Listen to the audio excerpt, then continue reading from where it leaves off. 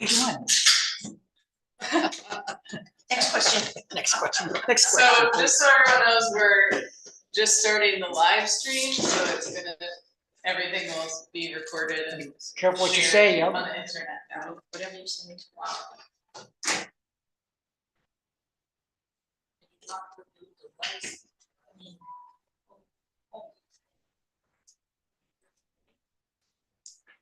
All right, now let's see if I can get this to connect.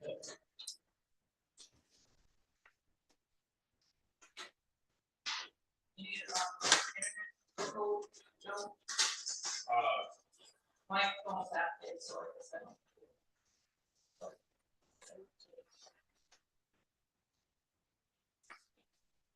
Me. Not really, but we'll need the lights. I didn't know you. I don't know. Which color?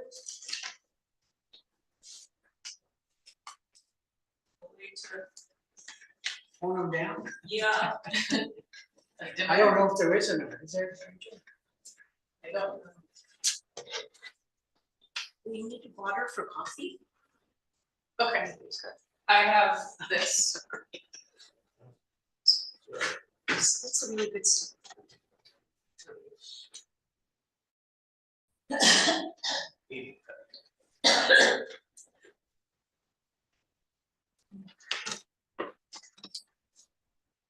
Yeah, what is that, Jill? Jill, it's not a purple.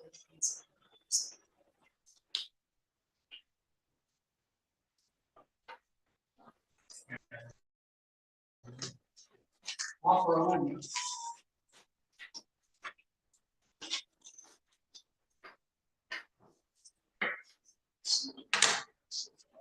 Robert. Whoa, there you go.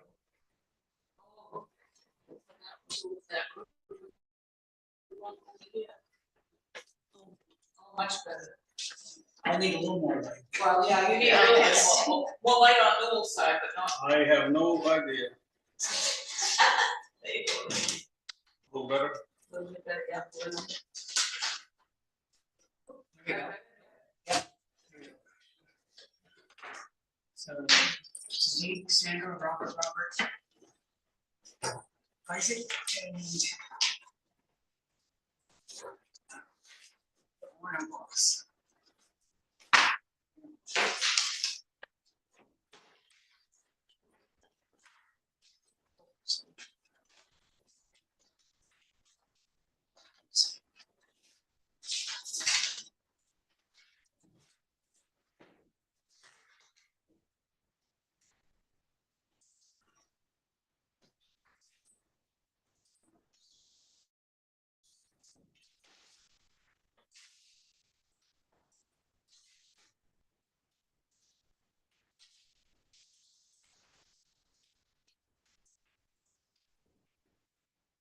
Speeding up with anything you need. That's what you like. Yeah, no, where she is.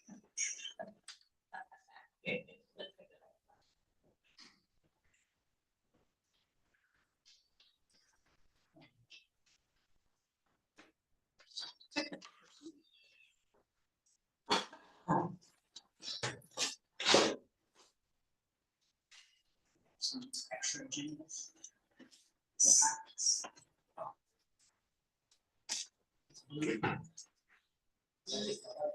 It is. Rachel, it's been so long since I've seen you. I would probably recognize her. Like, who is that? I didn't realize it was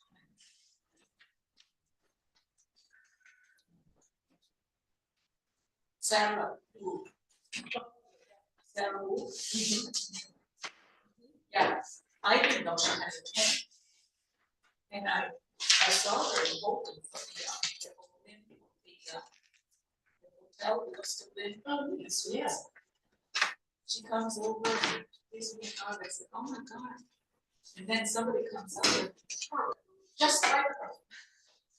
And she goes, that's my twin. I said, I guess so. I met her, And I said, it's a good thing I didn't run into you somewhere because you would not have acknowledged me. And I said, what's wrong? She must have laughed. Wow. Stuck in this.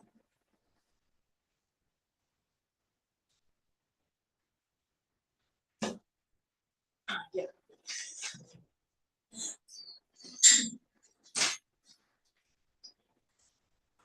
Excuse me, Rachel, here's the restroom.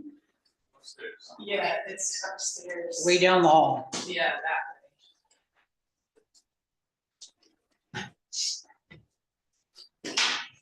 It's been a long time since I've been in here. Really amazing place. Driven by.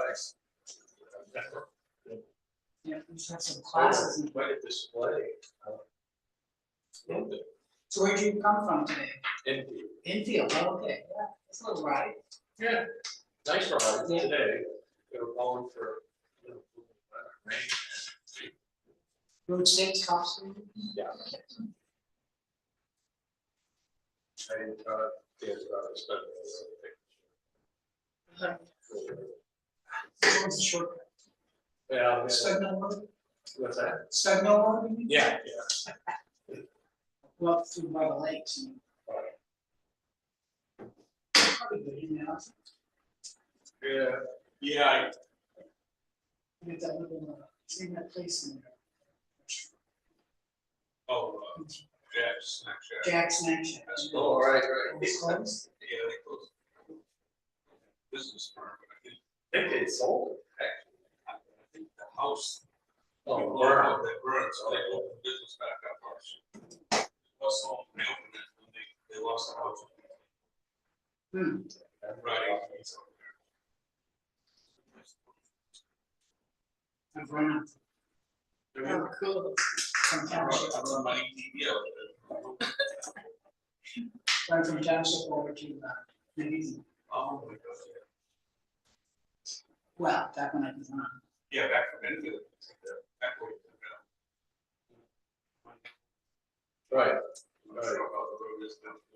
Well, I was with my wife, I brought my wife's car, her and a friend that was walking. So that wasn't an option. Yeah.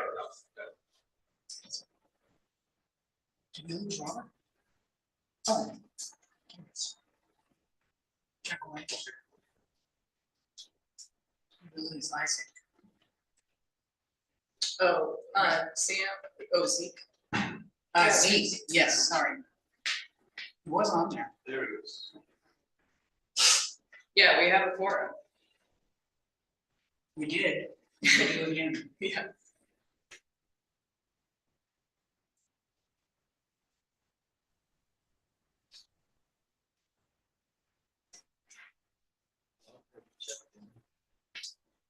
It's there. So we have his camera. Oh, okay, so. He just gets it on camera. Yeah. Is that Else, Bob. this stuff is, I don't want to say it's over my head. what did we do? I'd rather be. Me too. Sarah? Yeah. I really like in person. What did we do? It's really young. Don't want to eat it. That's fine, okay. Okay. Yeah, good guess. I'm along to his. Very good. Okay. Needed. Research. Super drunk. Can you hear us? Okay. So we'll open up the little honor to the creator.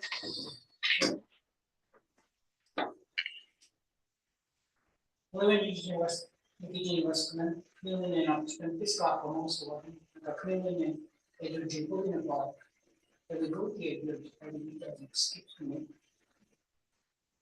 Дюкамен, введение воспоминаний. Сегодня безумно Begibutukan ni pinahamanok ko na may kanila dito yung chinos. Welcome everyone. It's around 10:20, I think, and we're gonna open up. We'll just have a little opening for honoring our creator, and then we're gonna do introductions today. We have a new commissioner with us, Neil Spring. And so we want to be able to welcome Nels and let him get to see everybody who's involved in MITSC as well. And so you want to go first or last? Why don't I go last? I don't Okay. know what Okay, great. All right, so I'll start that off. Louis Lewis, that's the one I'm listed really in. New Jersey, body, the doctor, I'm Newell Louis, and I'm Passamaquoddy and State, and I come from Pleasant Point, Indian Township, and two different parts of as well. My ancestors are all in those areas. And, Chair of MITSC, I work for Government Public Health, as culture and language manager. And I'm grateful that we can sit down and meet. Joey Barnes, I represent the Indian Uh-huh. Several Francis views,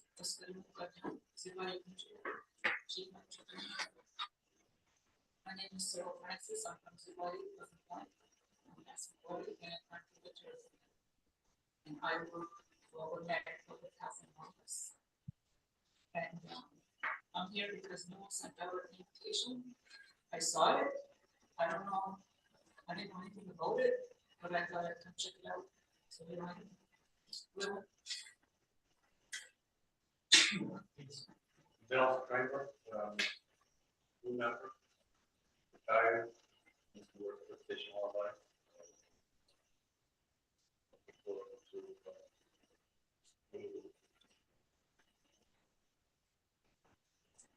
Welcome now. We're not able to hear very well, so you have to Oh, put your voice up, please. I'm Rachel Bell. I'm the projects coordinator for MITSC, and I'm happy to be here today. Morning, I'm Jill Tompkins. I'm the executive director of MITSC. I'm a member of the Penobscot Nation.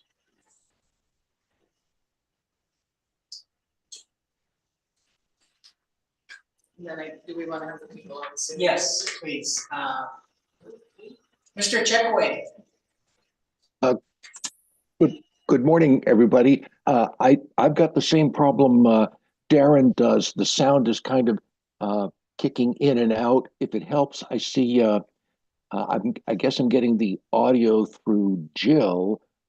Rachel also has a little screen open, but she's muted. I don't know if it would help to try that. But with that background, I am one of the state members. And I usually brag about being the southernmost member here, but I think Bert has me beat by about 500 miles. But nice to see you all again. I love the mood lighting in there. It's great.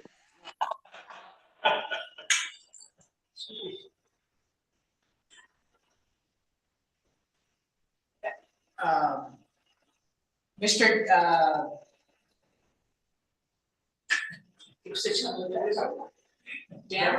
Darren, Mr. Ranko for Penobscot. Hey, good morning, everyone. Darren Ranko. I'm zooming in from a place that we call Neheme Benage, which is Turkey Hill over here in Dedham, Maine. I'm one of the Penobscot Nation representatives. And also, Newell, you can call me Dr. Ranko if you really are struggling. Oh, thank you. Thank you, doctors.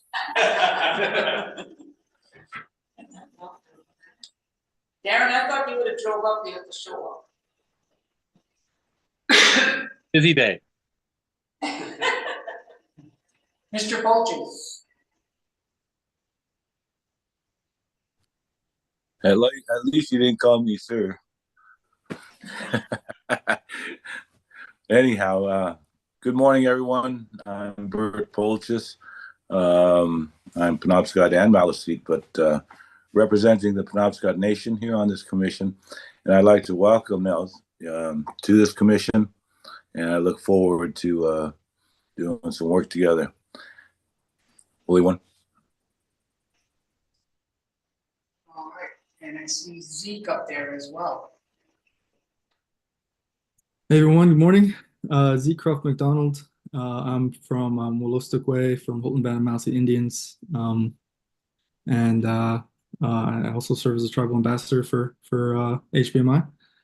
It's good to see you, Cyril. Welcome to the meeting, and also welcome to Nels as well. Sandra. Holy, it's about time. I almost fell asleep waiting. That was mostly for Cyril's benefit. Morning, Cyril. Good morning, everyone. I'm Sandy Yarmel. I'm one of the Passamaquoddy commissioners. I am from Zibayig, and I'd like to welcome the newest commissioner. Lewin, Mr. St. John.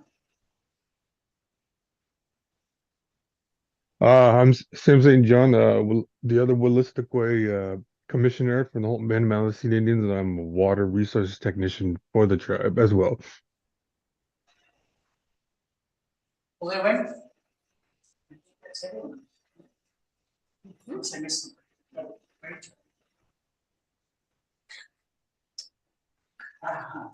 So we're going to have review of the agenda, and everybody have a chance to look it over. Any changes, corrections, or omissions?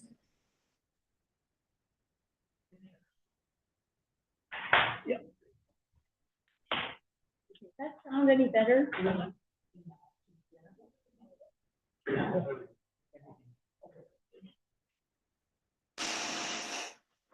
All right, so here nothing on the agenda. March 15 meeting minutes. Everyone have a chance to review those and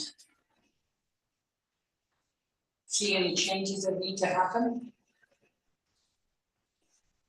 Or hearing no objections, we'll move those into the record. Unless somebody wants changes or updates.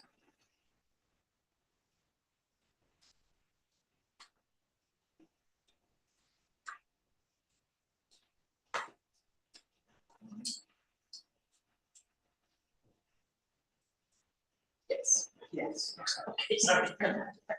So do you want to make a motion of the minutes, or are we just No. saying unanimously? We'll accept them unless there's objection. Yes.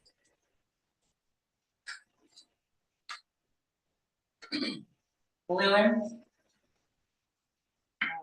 MITSC financial report, grant applications, and 2023 audit.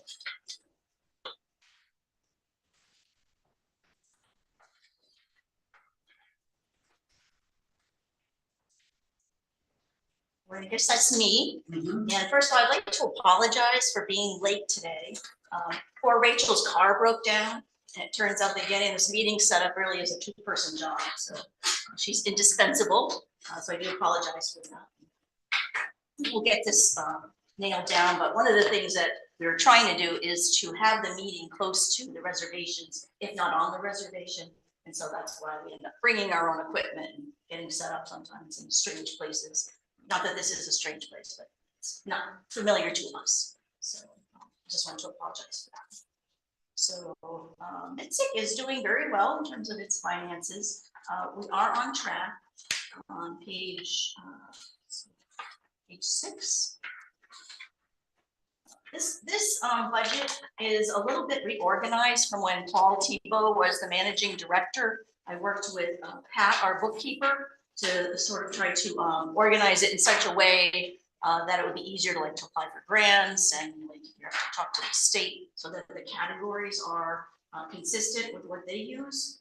So the only line item that we're still working on, and the commissioners who have been here for a while, I think are familiar with the fact that the employer taxes number seems like it's off. I went through and I actually calculated what each of the rates were for salaries, and I came up with a number, but that is not reflected by what the payroll company is doing. So Pat and I tried to work with them yesterday to find out what the additional amount is. Is there some tax I wasn't including? So, but we didn't get an answer from there. Like, we don't know, and we can't find it out. So that's what I'll be working on tomorrow, well, Monday, is to really get that nailed down and find out, you know, what's going on with that. At one time, we were kind of wondering if they were including the withholdings that are taken from the employees' paychecks in that number. So I'm still not sure that that's not a cost to MITSC, so that shouldn't be included. But anyway, I'll be figuring that out. But we do have plenty of money for the rest of the year. I did include on page 7 just the latest bank statements. I probably should have scratched out the statement number on there, the account numbers, but just so that you know that we do have money in the bank, and quite a bit of surplus at this point, but we still have 2 more months. Otherwise, we should be all right.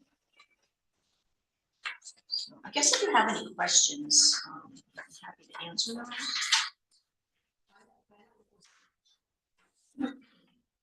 Even though I'm not on the board, but I still, I'm curious to know about, excuse me, the salaries of the personnel.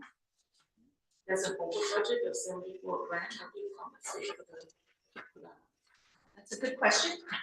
I think part of it is that the commission had 2 executive directors overlapping. So I believe that contributes to that overage. So I do need to adjust that. So the number that's there in the budget is what I calculated. Oh, so that's actually not over budget. I'm negative. It says a minus, yeah. Right, that's actually the opposite. It shows that there's a surplus of 7. Oh, okay, so it should be a plus. Right, yes, sorry. I know that always takes me. Thank you.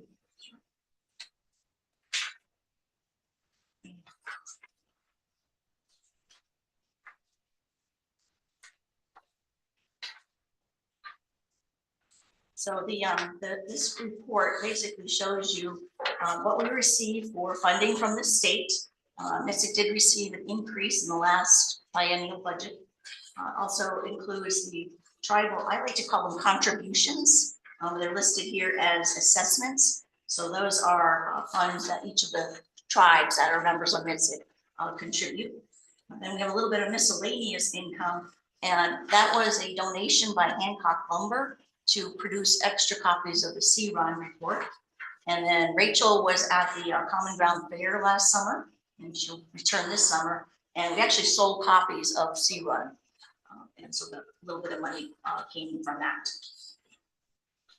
There's also on page 6, you'll see that there's a Broad Reach, which is a separate fund. And that was a grant that we received, that MITSC received 3 years ago, I think. Well, we've received 2. The last one was, a year ago, last fall. So it was carried over. It wasn't spent all within a year. But we recently applied for a new grant from them, and it seemed important to show that we had actually spent what we had already been given. So Pat went back and looked at some of the bills from the contractors and where they could be properly billed to that grant. She went ahead and did that. So that's why that's zeroed out now. So, and then we did just receive a grant we applied for. That's on page 11. Alina Sewell Foundation in the amount of $30,000, which is actually a few dollars more than what we had requested. And this grant is going to continue the work that was started actually under the Broadreach grant to continue to build the library. As one of the goals of MITSC is to really have the premier site for all documents relating to the Settlement Act. decisions and things that would help inform understanding of the settlement act. So I hope you take the chance and look at the website. It's been developed as we've gone on, but now there's going to be more of a concentrated effort and cleaning up some of it too. There's some extraneous documents in there that don't need to be there. So Paul Tebow, the former executive director, is under contract till June to start doing finishing up some transition work between him working and me taking over, as well as focusing on the library. So that's what we're doing. This is the audiobook. Sorry, we have another grant and I've just gotten done working on that. So for those of you who've seen C-Run, it is a beautiful document. And I happen to listen to it while cleaning house. And there's a function on Adobe where you can do that, but it was very choppy. And even though it was choppy, it was still really engaging. So one of the thoughts was to turn it into an audiobook. And there are throughout the study, different quotes by different tribal members. And we thought it would be really interesting to have those folks, if they're willing, to read their quotes. So we did get a grant to convert it into an audiobook. And so hopefully, we can send the link out, and legislators or the governor or anyone who's interested in the fate of Maine fisheries and the impact of particularly Maine policies on tribal fisheries rights can be able to listen to it. Rachel, do I say anything else about that? There was also part of that grant to continue the work with Tributaries, which is our vehicle for storytelling and narrative journalism, kind of covering the different focus areas of our work plan to support improved tribal state relations. So we have a series of videos that, to start with, have really promoted C-Run and interviewed the co-authors of C-Run and the director down at the Salmon Federation, and are about to release, it's ready to go, an interview with Brian Altivator about some of the work the Scoodic River keepers have been involved in on the Scoodic River, and also the upcoming Alewife relay run. One thing that this grant application kind of forced us to do was to say, okay, we have all these MITSC has all these projects. What are they about? What's the overall reason we're doing them? And so there's basically been a MITSC outreach enhancement project is what we're calling it, is so that we're trying to share what MITSC is doing, being able to improve communications with the state as well as just the general public. And so that's how all these different projects are fitting under this one umbrella. Mm-hmm. So is that Dwayne Shaw? Mm-hmm. Yep. Salmon Federation. Yes. Yep. And we've created a podcast alongside this video series. So now you can either watch a video or you can listen to the interviews like you would a podcast. And then there's written transcripts as well. And those are all going to be available on the website. Yep, a handful of them already are, and then this grant money enables us to continue producing those stories, which I feel like are really powerful tool for change. Tony. Yep. They were the first into series of interviews. Yep. Yeah, the new one by Brian Altivator.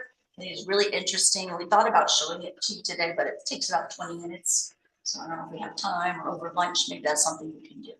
Yeah, we could show just 5 minutes or something if we have time for that. Interesting. So and then the budget for the that grant is on page 16, and I thought it was really important that where we're utilizing, and in all of our projects, I want to make sure that tribal members who are being asked to participate are compensated for their time. I know a lot of us are asked to do different things, and your time is valuable. So I make sure that I do budget in some fees for them, so that they come, and then also their mileage and if they need any meals. Have any questions? Yeah, we asked for $28,375.22, and we rounded up to $30,000, which is nice. And the second grant is the Broad Reach Fund. And this is the fund that already has supported the work of MITSC. They have a less formal way of applying. It's actually kind of, I'm gonna sort of like have to know someone, I think. It's a feeling I got. So we were able to have Rachel and I have a call with the woman who administers the grants. I'm sorry, her name escapes me in a minute. Andrea. Oh, Andrea Perry.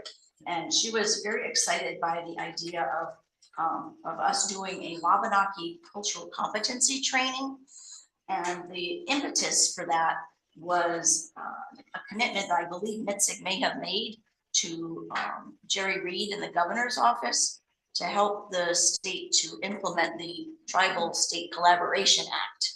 And as part of the act, there's 16 different departments, and there's individuals in each of one of those departments that's required to take this cultural competency training so that they have a better understanding of the Wabanaki people, culture, traditions, and governmental status, structures, and so on. But it turns out there is no such training, and the state didn't budget any money to set up this training. So it's, my question is, how is that going to be enforceable? But there is a gap, and we do get requests from time to time by very well-meaning organizations saying, we want to know more about the tribes in Maine and like what's appropriate, and, how do we speak to someone, what should we call someone. So I think that this is a need that's going to be met also in addition to the state. We'll talk a little bit about how things with the state are going with the governor's office. So we're kind of revisiting that, but we were actually invited to submit a proposal. So on page 18 is the start of where that proposal is. It's going to be about a 2-year project, but I think to really do it correctly, making sure that we get input from each of the 4 tribes, but the 5 reservations, we're going to really need to go to each reservation and to talk to culture bearers and other folks who can help inform what do you want people who are working with the tribes, who are non-Indians or non-tribal members, to know. And then also we want to survey, particularly these state folks, and say, well, what questions have you run into? What are you uncomfortable about? What would you like to know more about? So it's going to be a very deliberative process. I did reach out originally to, I think it was Wabanaki Public Health, as well as Wabanaki Reach, and a couple other organizations, and right now they're not offering this kind of training. But Lisa Sockbasin is someone that I happen to connect with, and she's done this training in other places. So we are hoping that we could contract with her to take the lead on having to develop the curriculum. Of course, MITSC and the advisors will be involved as well. One of the questions we'll probably look at later is the financial policy, because if we do have this contract, it's a pretty significant amount of money. And the question is, does that have to go out to bid? And it doesn't seem like MITSC has a policy on what the dollar level is, where you actually have to go out and get a bid, and are you allowed to do what's called a sole source contract? But we can cross that bridge when we come to it. This just got submitted a couple weeks ago, and I think we're supposed to hear maybe the end of May, early June, as to whether or not it will get funded. So Jill, the funding, so this funding through Broad Reach has not been determined yet. No. Then the total operating budget is. That's the whole, that's MITSC. That's MITSC, okay. Right. But for the project, then it's going to be 47. Right, $47,950.51. I mean, it seemed like. We asked for 42. No, we asked for 42 because MITSC can cover some of the costs, because it's just staff costs, which are already part of our budget. It seemed like a big chunk of money to me, but I went through and I looked at it and I said, well, if you're going to do it right, you might as well put it in there, and all they can do is say no, or not so much. So let's see how that goes. Okay. So already, if there's a timeline on page 24, what the different steps would be, what the different roles of the people working on the project are. I guess I just invite you to take a look at that at your leisure. And if you have any questions or suggestions, and definitely, if you as a commissioner or that you know, or someone else who's listening on the live stream, folks that we really should involve in developing this training, please let us know. Because like I know who like the elders are and the culture bearers and folks in my own community, but I don't in other communities necessarily. So we do want to get a good representation so that it's a very holistic training. And so we're now, and looking at this timeline and budget, so we're looking at to start this procedure on the 25. Actually, no. June 1, 25? Yep, 2024. Yeah. It will be the start. The planning is going to take about a year. Okay. To pull it together. Right, Yeah. okay, but the trainings will actually start in June of 25. Right, yes. We're also going to have a website. And so we like to videotape these because, when you do this training, for the first cohort, as they would say, of particularly the state employees, well, what about, new people who are hired and there's, constant turnover? How will they get trained? So we would like to videotape it and maybe do a little bit of a truncated version, but we also want to be able to include live interaction with tribal members who can come in to these trainings periodically over the years. So that's one issue that I think we do need to speak with the state about in particular is sustainability, because it's their obligation under state law. They said, yes, we agree to this and we're going to do it, but they have not provided any funding or any structure for it. So we can, if this gets funded, we can get them jump started, and it seems only appropriate that it's the Wabanaki people who are designing the training. But after that, it's going to be an ongoing cost. Cross that bridge, I guess.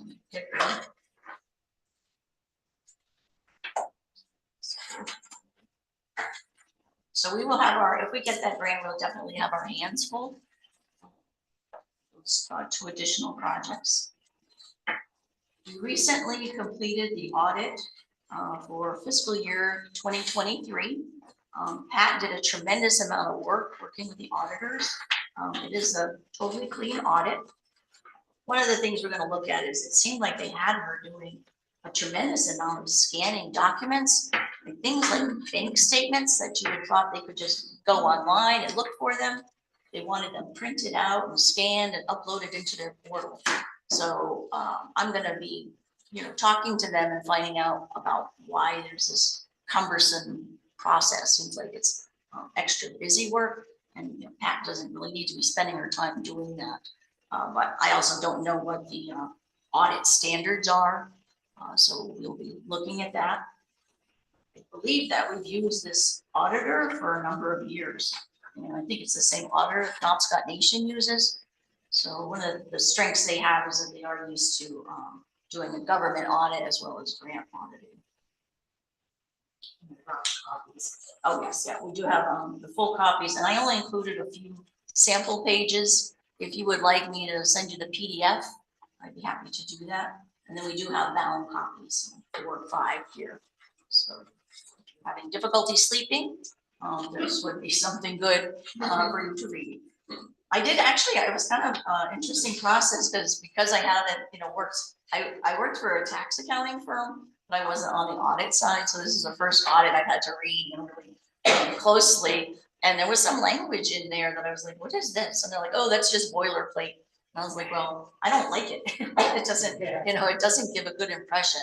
And then it refers to letters. And I was like, where's this letter? And they're like, oh, and they had to take it out because I guess it was a letter that was done in a prior audit.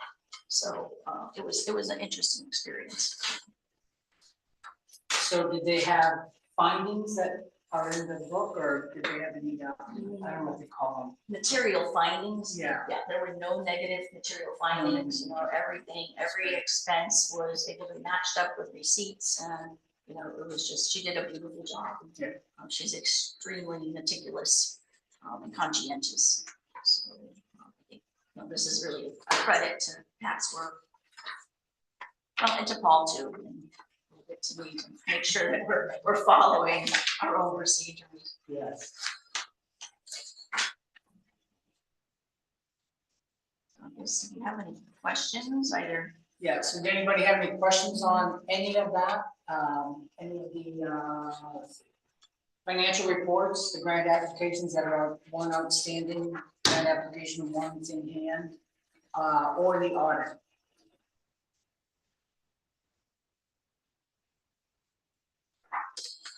And feel free to email me as well. If you're feeling a little shy or you think of something later, I'm happy to respond to those questions.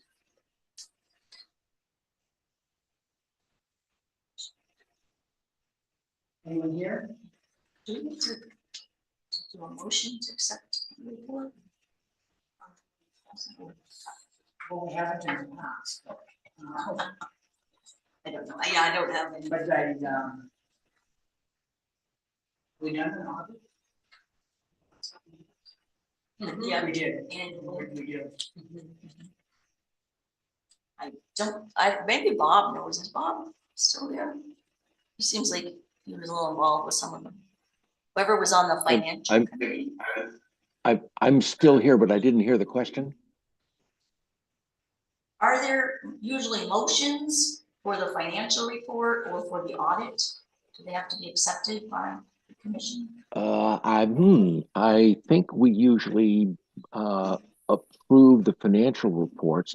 As for the audit, I'm just shaking my head because I retired from the Justice Department. I never saw a clean audit in my life before I joined MITSC. I mean, people don't understand how picky these auditors are. So Pat really does deserve a pat on the back. And with that, I would move to approve the financial report. Thank you, Robert. Second? Joe Barnes? Joseph. Bert's got his hand up. Go ahead, Bert.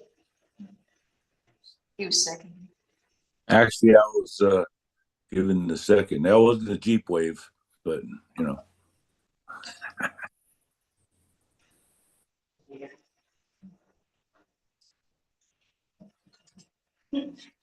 You gotta jump in there, Bert. You can't always be on the screen, but we'll give it to you. How's that? We'll give you the second. Anyone have any comments or questions on those items? Just so you know, Rachel, Bob is in the live stream, isn't as easy to hear. Isn't as easy to hear. Yeah, so like now he can hear in the room, but not necessarily as well in the live stream. I don't know, except for people to speak up. Yeah, it's getting a little better. Okay. So you're listening to live stream and the meeting at the same time? No, I've got little screens open for you, Rachel, but you're muted, and then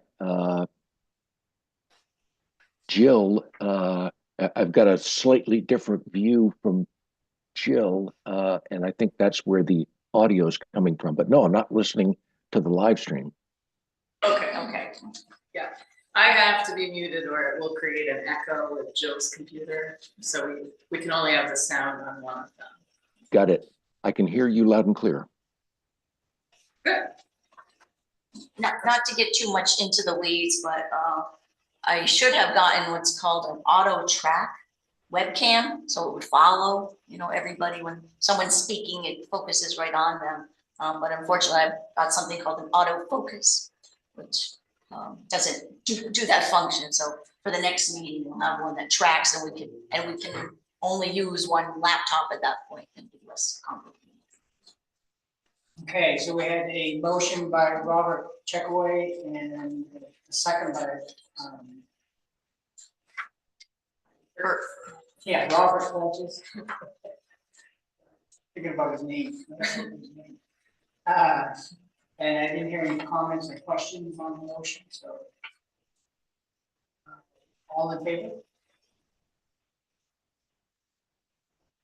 Aye.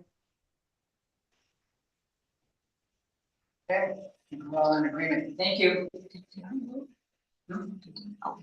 Yeah.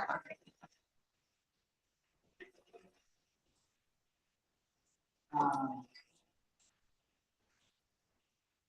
Commissioner reappointments and vacancies. My favorite.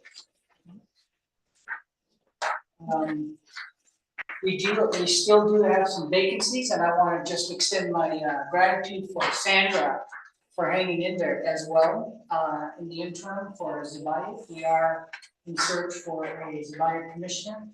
Zero? I'm sorry. Zibai needs another tribal commissioner. Yeah, maybe you can prompt Buzz, so. Because I'm not quite sure when I got done, but I had been offered a seat on the board for the Eastern Area Agency on Aging that I had to unfortunately decline 2 weeks ago because I knew this meeting was coming up and that Buzz still hadn't appointed another commissioner. I've been trying since January. Okay. I You could can ask- check out, but you can never leave. Thanks. I could ask Buzz, but geez, he's spread to do. Yeah, No. He'd be Well, making you- Oh, he would be. He would be making you. right. He has to appoint somebody. Oh, okay. Like you, for example. Oh. Except that Cyril's on tribal council. She can't be on MITSC.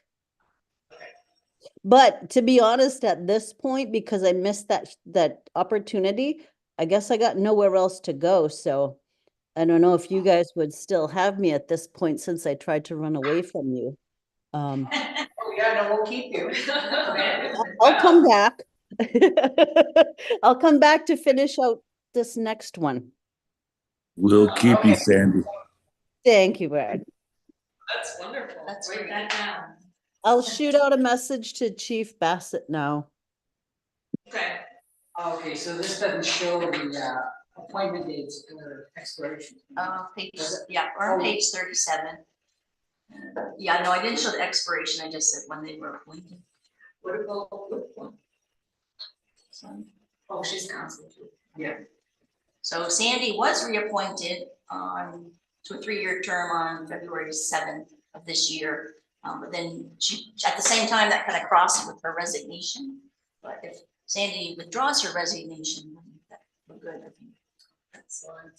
Awesome. And we'll get confirmation from for that as well. Yeah, I'll have him reach out if he agrees, because for all I know, he's found somebody and just hasn't said anything. He has not. I've been talking to a couple of people at Zabak to try to get them to come on, and so far, I'm 0 for 2.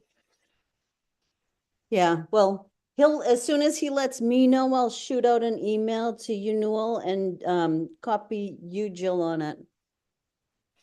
Thank you. Thank you. And on the state side, we're still waiting for 4 more appointments. We have Gordon now. Ferdinand. Yes, okay. And Mr. Checkaway as well. And hopefully we'll be in communication with the administration in Augusta and hopefully come up with some more commissioners for the state side. Unless anyone has ideas, recommendations. And if anyone on the live stream has ideas, contact us.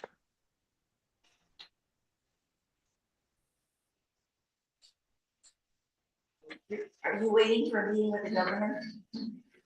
I am. I have not heard back from her yet. I did reach out, but have not gotten a response as of yet. I did include your letter on page 44. Okay. Too, so. And then just for the record, Robert Pulchis, on page 38, he was reappointed Okay, by the tribal council at Penobscot.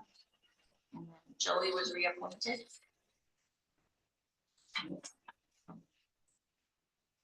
On April 25th. I don't know, there may be a little bit on Joey on page 39. Just the dates are a little bit off. It says from March 31st to May 13th. Not sure. Maybe that should be March 13th. That's not exactly. pretty close. Yeah. Not a big deal.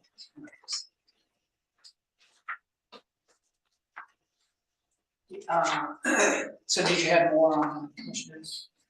No, I just, because there was some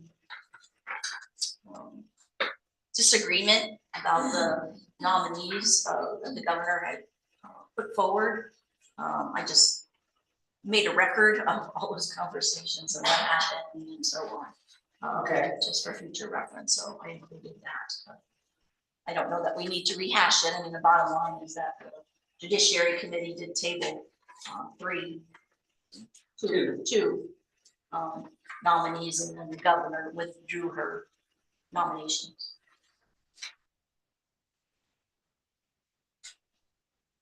That's all. So that information is all here. Yeah, that's all.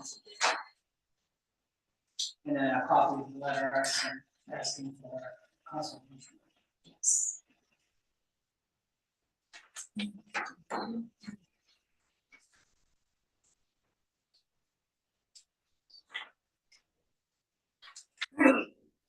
And if you read that over and want to make comments to either Jill or I, just please let us know, and we'll get back to you.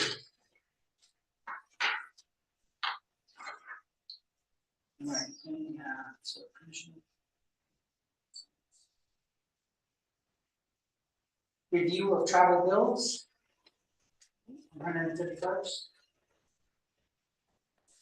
Page 45, I updated the chart. So yesterday, I believe the legislature's back in, I have to say, I'm still kind of new to the whole ins and outs of the process, but the legislature supposedly adjourned on April 17th. But they have an opportunity to come back for like one day to vote on overrides of the governor's vetoes. But there's also many bills left on the appropriations table. So I think the Democrats were hoping to have those addressed and looked at today. The Attorney General and the governor may be in opposition to that process. And there's now a suit in the front of the Maine Supreme Judicial Court about that whole process. So I can't tell you exactly what's happening today. But one of the bills we were tracking, which is the Wabanaki African American Studies bill, may be caught up in that. But so I can just go through the different bills. So just a quick question. So any of those that didn't go through, are those going to be carried over, or we don't know yet? I don't know if they die or they have to be reintroduced. I don't know if anyone else is more familiar with the process, but I think they have to be reintroduced. Sometimes they can carry them over, and then they'll pick them up in the next session. Is that right, Mr. Checkaway? That sound like the right process? I'm honestly not sure myself. Really? It'll come to light here in the next month or so. Thank you. Right, Jim. So, and I basically have, gone through each one and said what the purpose one was. Sometimes the titles changed in the process and the ones that seem to have fiscal notes have gotten hung up. So like this very first one, which was the act to provide Indigenous people free access to state parks, which would have waived that fee for members of federally recognized tribes, got all the way through the process, but it's sitting on the appropriations table And that's because there's a $29,000 fiscal note. I think that's what it would cost the state. Seems a little high to me, but that's what the budget office said. Did they say where that would come from in terms of like, is that just lost revenue or is that? Yeah, lost revenue. No, lost revenue.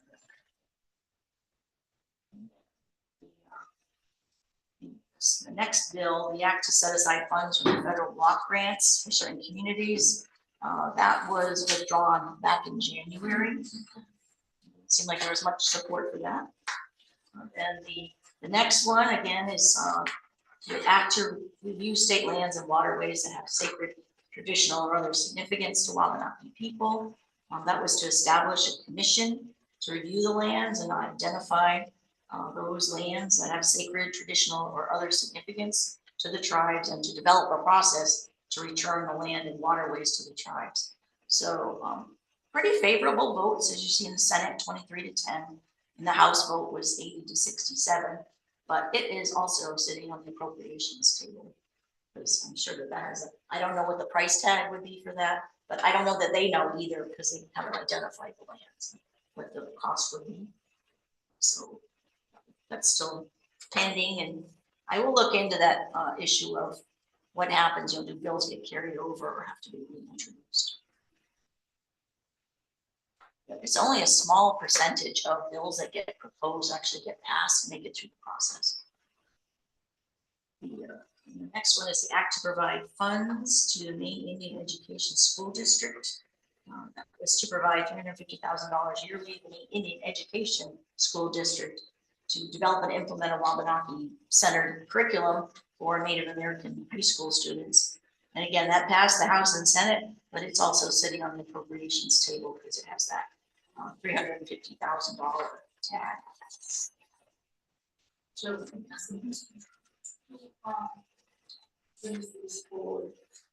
where exactly they are? Sometimes he's involved, but there can also be several sponsors. Okay. So you have to look at each of the bills to see.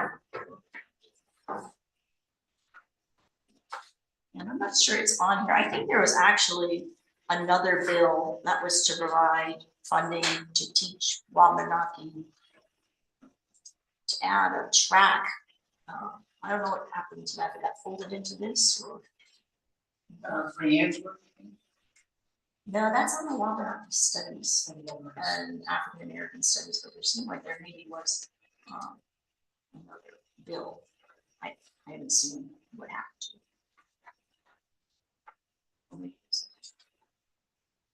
There was the original bill, the original Wabanaki Studies bill that became just a name change that passed, correct? Oh, 16, 43. Yeah, no, that's, see, yeah, there's three different bills. It's confusing. So 1642, to act to strengthen the teaching of Wabanaki studies. Oh, you're right. It's just a name change now. And It's that was not- the one that MITSC had been involved in working on Right. For quite a while, but then it became a Part of name it change, and most of it was absorbed into that African studies. Right. So yeah, this one didn't, yeah, it was just basically to change the term Maine Native American Studies to Wabanaki Studies. So the governor did approve that. And it also requires the Commissioner of Education to include the teaching of Wabanaki studies in a variety of content areas. Because I guess historically it's just been limited to social studies. So that's what the commissioner is supposed to look at. And then there's certain content standards and performance factors that will have to be created in order to gauge how well that's being done. But, that fiscal note was basically, they said it's kind of negligible, and there's already an existing budget to cover that. And then, yeah, when we get to 2001, remind me to talk about the history of the African American Studies bill. So that was approved. Yeah. 1614 was approved by governor on Yes. March 14th, Yes, and we don't know about the fiscal note yet. there is really not one. They just said, Oh, mine. yeah, didn't open it up, so. Didn't need any additional appropriations for that.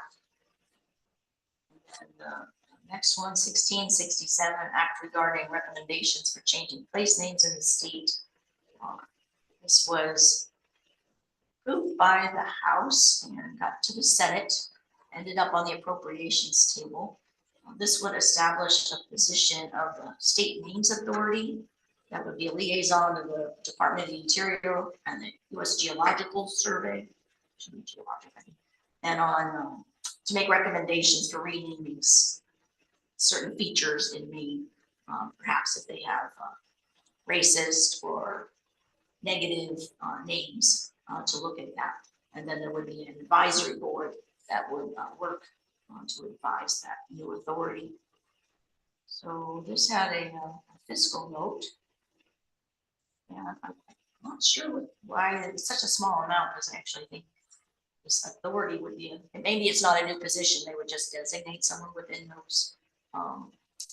those agencies to serve in this role. So the fiscal note, I think, relates to maybe per diem or travel fees for what the new State Names Advisory Board would be.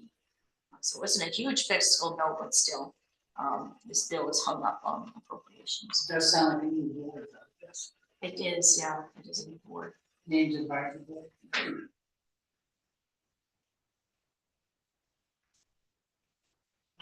And then the governor was pretty clear in her position that after the sports betting bill, she did not want to support any more tribal gaming bills. And so that, I think, was pretty well known. So this 1777, an act to create economic opportunity for Wabanaki nations through internet gaming, ended up dying between the houses. There's a later gaming bill for we can talk about. Yeah. In addition to the governor not wanting to support more gaming, what are the reasons for the over? For her, it was interesting. It was just kind of an offhand comment when I was asked to meet with her early on. And she basically said, I don't think gaming is economic development. And you tried, you have all these trees and you could do other things, you know, and I've worked for several gaming tribes and I just know the benefits and these programs and buildings and housing and education that have come from gaming. And so, you know, probably shouldn't have pushed back on her, but I said, well, actually it is. And, you know, she was pretty, that was her position. That we should be looking at other things for the tribes to do. There's also been opposition from out-of-state gaming companies that run Oxford and Hollywood slots. So in a later bill, they were quite visible and did present testimony. So I don't know if anybody else has, Zeke might know more about ins and outs of that. So, yeah, so that was. Go ahead, Zeke. Wondering about the outcome of all that gaming negotiations we were doing. I mean, we know what the outcome is. The outcome was no success on that front, but there was a lot of effort put in from our legal representation to attempt, at least. But I can answer more specific questions if you'd like. I think there was three bills on tribal gaming. Yes, I guess one of them was the bingo one, the electronic bingo one. Another one was the what was it called? Lucky 7 pull tab machine one. That would have allowed for Lucky 7 machines on reservation lands as well as within nonprofits in the state, which, from my understanding, that those machines are essentially what scratch tickets are. It's just a machine version. Similarly, the bingo machines were essentially just bingo, but the bingo machine version, which, you know, the hope was that that would be an acceptable form of gaming because it's already practiced in the state. It's just a machine version, but there was still pushback on those ideas as well. So, as well as the iGaming one that covered the iGaming. Bob? Yeah, I will try not to take us too far into the weeds, but one question I've wondered about for some time now, and I don't expect Zeke necessarily to have an answer, is when the existing Hollywood and Oxford contracts expire, because it may be 20 years or it may be 30 years, but I don't think those things are permanent memorials to out-of-state gaming. I think they all come up for renewal at some point. Does anybody know? I don't know the specifics there, Bob. If you find out, let me know. Because that There must be some form of relicensing in terms of like, for the Hollywood slots and whatever the other one is called. Awesome. Yeah. I can look into that. I hate to make more work for you, especially Jill, but yeah, if we could contact anybody who understands how that works, I'd be interested to know. Just when I have general conversations and they do the issue of casino gaming, seems to always come up when they're like, what do you do for work? And then off we go, talking about gaming. But they are very sympathetic to the fact that they're like, that's so unfair. And actually, I think the governor even said that. She thought that that was unfair, that these out-of-state companies had the casino gaming rights. But that's as far as she went. So that's why she said she did approve the sports betting because of that. I think the licensing piece goes through the main gambling control unit. So I think the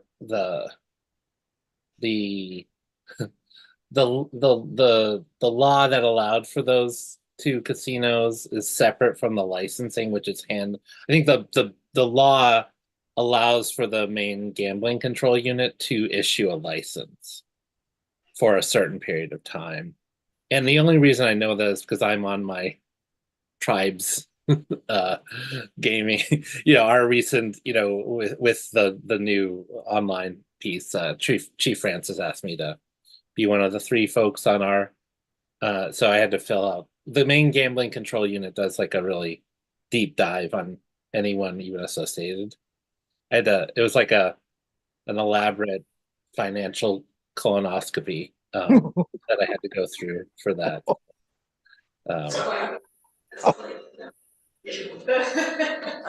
If that's overly, anyway. That must be a doctor term. Yeah, it's true. Thank you for that, Professor. You're welcome. No, I'm still intrigued because it sounds like there is a moment in time when those the existing non-IGRA licenses are vulnerable.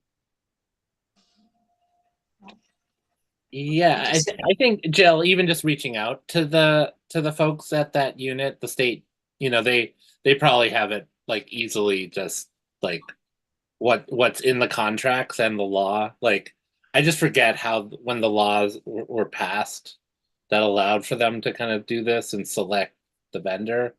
I can't remember if the law actually dictated who the vendors were. I don't think so. I think that was up to them. So. No, look at it. I was living out of state when all that was happening. So It was a long time ago now, too. So, I think just reaching out to them. They're in the state Department of Public Safety is the gambling control unit. So you could probably I suspect that. I mean, they're the regulatory entity over those casinos. So yeah. actually, maybe to continue on with gaming issues, and I'll come back to some of these other bills. So there were 2 other bills that were defeated. One was 1992, which was to legalize the historical horse racing and electronic Vino to allow Maine gaming license and tribes to compete with other gaming states. So that would allow the tribes and the gaming to have, I think as Zach was saying, electronic Vino terminals. And the other one was just an act regarding tribal gaming. And then the requires the state to negotiate with in-state recognized tribes to own and operate a casino on tribal land or non-tribal land other than in Penobscot or Oxford County. And so the first bill died between the houses, and the second one, both houses voted ought not to approve pursuant to Joint Rule 310. But for my own edification, I was kind of wondering how the sports wagering for the tribes was going. So on page 57, I went and I looked at the Gambling Control Board's website, and they do have the revenue amounts for January, February, and March. So I just included really what the gross receipts were, and then adjusted gross receipts. That's after they pay out winnings and other costs. And then the state takes 10% off of the gross, but then the adjusted gross receipts. And then the final amount on the bottom there is what the tribe receives for revenue. So the first chunk is just Passamaquoddies, and then the second chunk is a Holton Band, Penobscot, and Mi'kmaq. And so as you can see, the Passamaquoddies are doing significantly better. They have a different contract. I think they're with. Is this a sports betting? This is sports betting. Yeah. So DraftKings, when you see the ads everywhere. So congratulations to them. And then the other tribes are with Caesars sports betting, and as you can see, that's not nearly as successful. So, but the other thing I just wanted to try to remember is that I believe each of the tribes had to pay a $750,000 gaming license fee. So even these 3 months would not have given the 3 tribes or Caesars enough money to pay off their gaming license.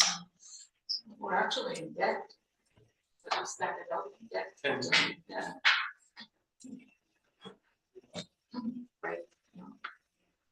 But I mean, it's a tremendous business, but as you can see, the people you contract with are super important.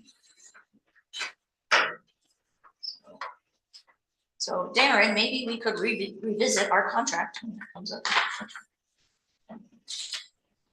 Yeah, I think there's I forget how many years. I mean, it's a several year contract. But yeah, I think the Passamaquoddies made a better decision in the short term, obviously. But yeah, good point, Jill. Talk to Caesars about what DraftKings is doing that they're not doing. Not that I use them, but also beyond the advertising, that apparently the interface on the app is much better with DraftKings as well. So they both have a better product and a better product and better advertising. So. A lot of money goes into the marketing as we would expect, right? But you do see DraftKings on all kinds of sports like baseball and wrestling. You see their advertisements. All Twitter, Facebook. Yeah, I was talking about. Yeah. The what do you call those? Like HBO and what are those called? Streaming, yeah, streaming services also have DraftKings advertisements. So it's promising, but make up some lost ground. So then we talked about 1642 and then so this act to establish an office of tribal state affairs. We did spend some time, and actually MITSC was involved in working on this. And the initial question was, why set up this office when you already have MITSC? And I was actually asked that question. This wasn't something that came out of MITSC. And so I thought, well, the only rationale I thought was that it will, the Office of Tribal State Affairs would be internal to the state government. And that would be a person that's supposed to help facilitate communication and as well as help tribes navigate the bureaucracy. And it ended up that it was going to be appointed by the Secretary of State after consultation with the chiefs.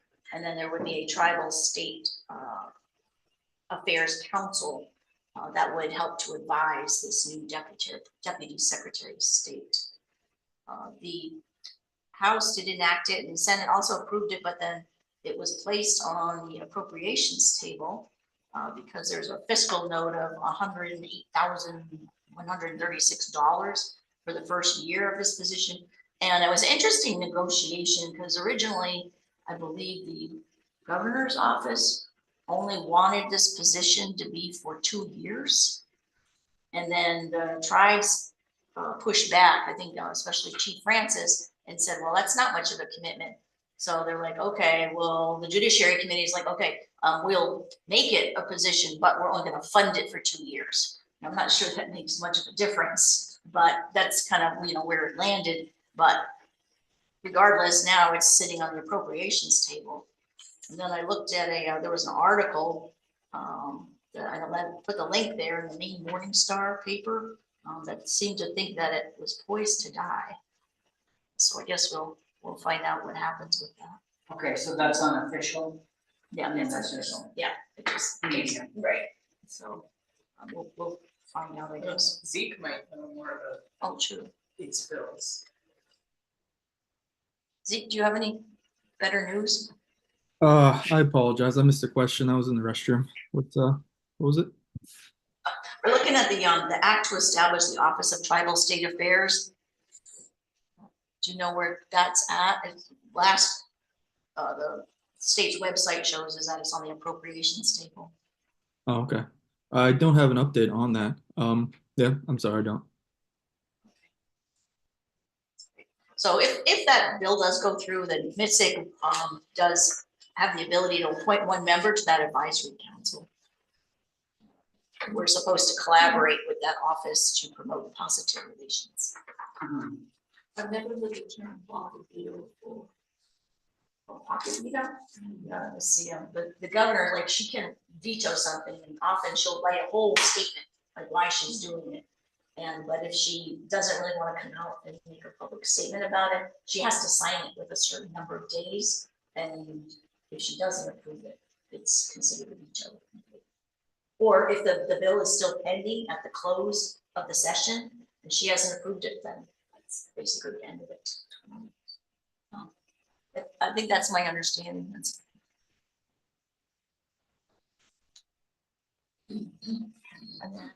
This next one was really, I think is really a practical, helpful bill that was 1835. And we were involved in doing this. This came up because there was legislation that was passed, and I think the 130th legislature that amended the Implementing Act. And under the Implementing Act, the tribes are required to certify that they agree with the changes. And if they don't, and usually the bill will say, the law will say, this doesn't become effective until that certification comes in, and it has to come in within a certain amount of time. And so with those bills, they did not, the certifications didn't come in from maybe 2 or 3 of the tribes. So the laws were not effective. So this is a way of reminding basically the tribes that they have this responsibility to indicate that they approve these laws. And the Secretary of State, I think, was extremely helpful in working on this. So this requires her to notify the tribes within a certain number of days. I think it's maybe 30 days of the close of the legislature saying you need to get your certifications in. And then if they don't receive a tribal certification, they follow up with the tribe and say, we need your certification. So hopefully that will be a helpful reminder system. And so the governor did approve that. And actually, there was another issue she talked to me about. She's like, why do these tribes come in here and they ask for all these laws and bills, and then they don't do their part, which is basically certifying their agreement with them. So this will take care of that complaint. We talked about extending that tribal certification period at one point. Is it still at 90 days? I have to look. It might not be because Chief Francis said Penobscot only approves legislation once a year. Which I don't think is accurate, but that's what he said. And so as a consequence, and then that would happen at the annual general meeting, which is in June.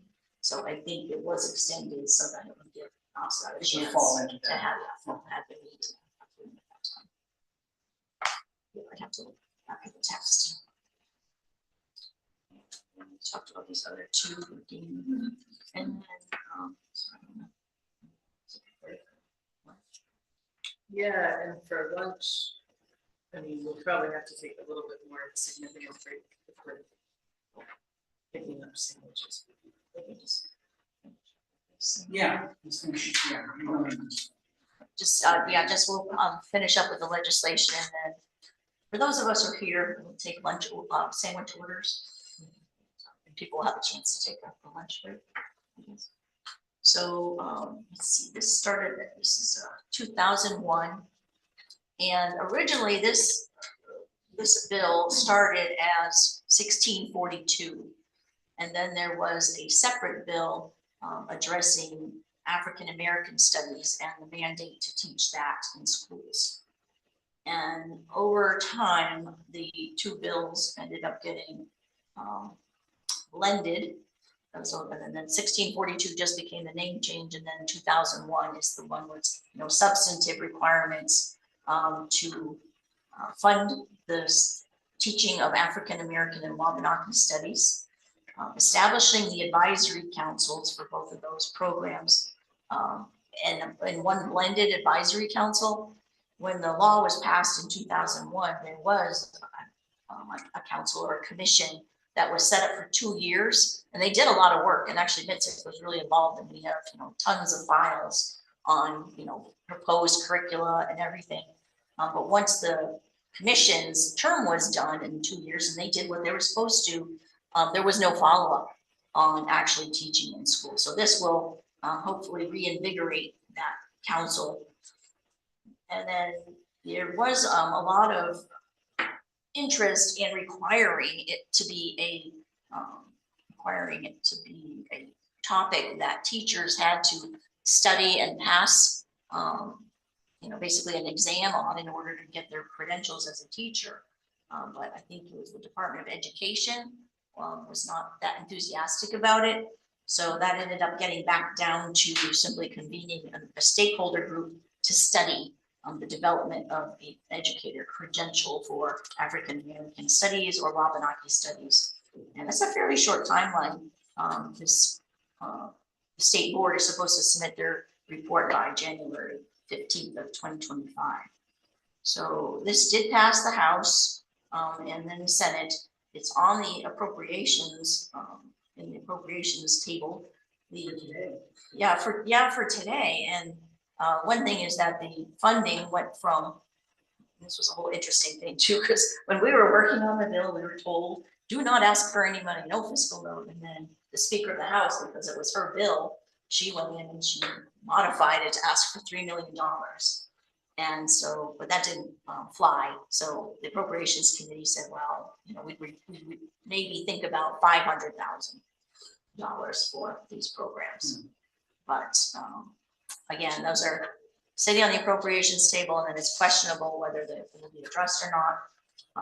The entities that worked on the report that came out in 2022, showing that 21 years after the passage of the law hadn't been fully implemented. So it was the ACLU, the Abbey Museum, and MITSC, Wabanaki Alliance. And the Wabanaki Alliance came out with a press release yesterday, basically encouraging passage of this funding. Let's see what happens. And then every year, it seems like for the last 4 or 5 years, we've talked about the sovereignty bill. So there's always a big sovereignty bill. And this session, it was 2007. Originally, it was called an Act to Advance Self-Determination for Wabanaki Nations. It was intended to implement some of the recommendations that the task force on changes to the implementing act had come up with. And that was not getting any traction. I mean, there was a lot of interest actually from the public. There was something like 600 written pieces of testimony that were submitted in support of that. So that was quite an outpouring, but it wasn't getting anywhere with the governor's office. So it got scaled way back to this new title of an act regarding criminal jurisdiction of tribal courts and to extend time for the Penobscot Nation to certify its agreement to changes in the law that happened in 2022. So this would, and again, this is, but for the Settlement Act, this would have already happened. But because we have the Settlement Act and the Implementing Act, it would require the state to say, yes, the Wabanaki courts have jurisdiction over offenses committed by Indians and non-Indians as authorized by the Violence Against Women's Act. And then it also confirmed that the Penobscot Nation has authority to enact water ordinances. So the governor did approve that. And again, this is one that needs to be monitored because the contingent date is that it doesn't become effective until 150 days after adjournment, September 14th of 2024. But that's only if the relevant tribes approve it and their certification is received within 120 days. So those have to be submitted to the Secretary of State's office by August 15th of 2024. And hopefully her office, pursuant to the other law, will be sending out reminders. I think those notices go to the chiefs unless the chiefs notify the Secretary of State that they've designated someone else, like maybe the tribal clerk, to receive those notices. That's that. And I just added this one because we are paying attention to what's happening at the Juniper Ridge landfill that's in Old Town. So right, you know, it's almost part and parcel of the Penobscot Nation Reservation because it sits on the Penobscot River. And there had been a request by the Juniper Casella, who operates that landfill, to expand. Well, they expand their land, the footprint, as well as to extend their contract to I think it's 2024. So this bill, I believe, was instituted because of that concern that there's a lot of environmental concerns because of the PFAS leaching into the river. So, but this bill actually would have gone pretty far. It would have required that if there's a landfill that does have this kind of leachate, that the concentration of PFAS does not exceed the main drinking water standards. And so that would have been a pretty high water standard. The governor actually did write a long veto letter. I went and read that on April 23rd, 2023. And she talked about the fact that the federal government through the EPA had already adopted some strict drinking water standards, but she also felt it was not appropriate to apply those drinking water standards to landfill leachate. That was too high of a burden. So if you want to go read that letter, you can see that. But it's still a concern. And I just wanted to add, I'm not sure if you're aware, but the EPA finally set a safe standard for PFAS now, the national standard, and it's been reduced. I think prior it was like 60 or 70 parts per trillion, and now it's 4 parts per trillion. And I believe the state of Maine is at 20, which was a lower standard than the national standard, but this is a significant difference now. So a lot of water that was previously considered safe is no longer safe. So, sorry, so you said that the feds set it at What I'm reading 4 here parts? is 4 parts per trillion. But Maine is at 20. I think currently So that's my Maine is understanding. higher. Yeah, but Maine prior to this new standard had set their standard lower than the EPA's. But just the more we're learning about how. And so the new federal requirement I don't think that affects the state, right, because they have their own. Isn't that trump the state? I would think it would, yes, I think this affects everyone. And I think it's, you know, it's about time they look at that standard because Right, I thought But Maine it's had, gonna be a Maine challenge. maintained the right to operate their own standards via Maine Department of Environmental Protection. Yeah, I don't know, I would assume Anybody- they have to. does anybody follow know the that? case. Darren or Bob, Dr. Ranko? talk about the supremacy clause or preemption.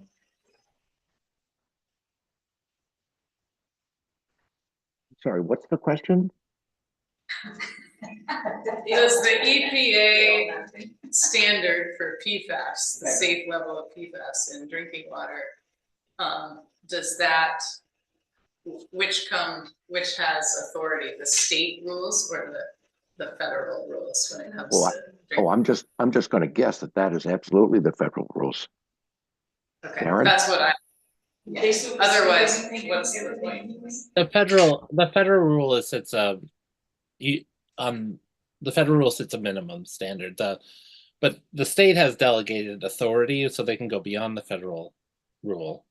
That's sort of just how the cooperative federalist infrastructure around environmental laws work.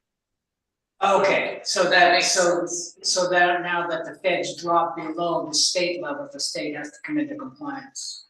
Yeah, so the compliance for the state is that they just have to meet the federal standard minimum. They can exceed it. Right. That's sort of the. Which I believe there's a document you can look at online that has the reporting of all the public water in Maine, the PFAS levels, because they've been testing. And when I looked through it, a lot of them would now exceed this 4 parts per trillion. Like many schools, drinking waters. Yeah, it's pretty. Is that a drinking water standard or? Yeah, leachate standard? I think it's a drinking water standard. There's a link I can find. I have it somewhere on my work computer that it's like an interactive map. And I think it also shows, or at least in the Holton area, I'm not 100% sure about other areas, also about like what kind of fertilizers the farmlands had and what their licenses might have, but I'll have to search for that link. But I can share it with the group when I find it. Thank you. So that's all I have for what we were tracking.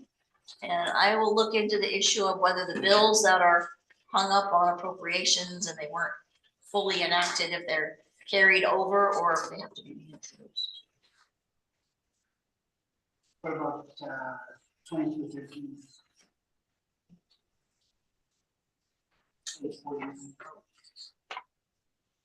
Just also that the federal rule doesn't really, on PFAS, doesn't kick in. It's just been approved, right? It doesn't really kick in until 2029, really. Like there's a lot of lag time in terms of the compliance structure of PFAS on the federal rule.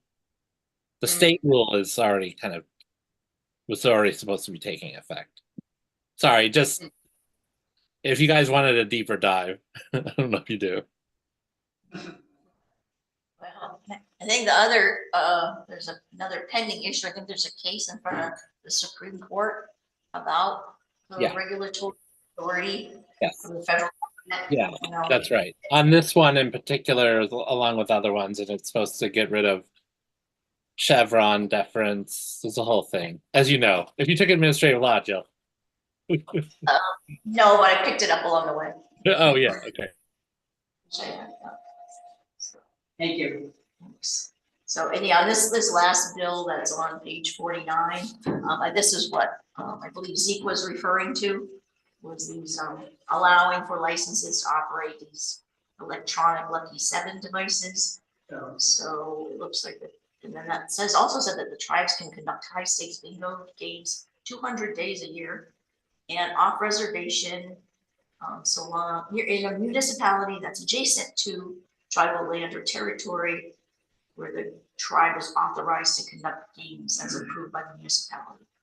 And it sets fees for the tribes and the nonprofits for operating these devices. But it also, it was passed by the House and engrossed by the Senate. It's approved, but the governor did not sign this bill while the legislature was in session. So the research I did say that that's essentially a veto. You seem quizzical. No.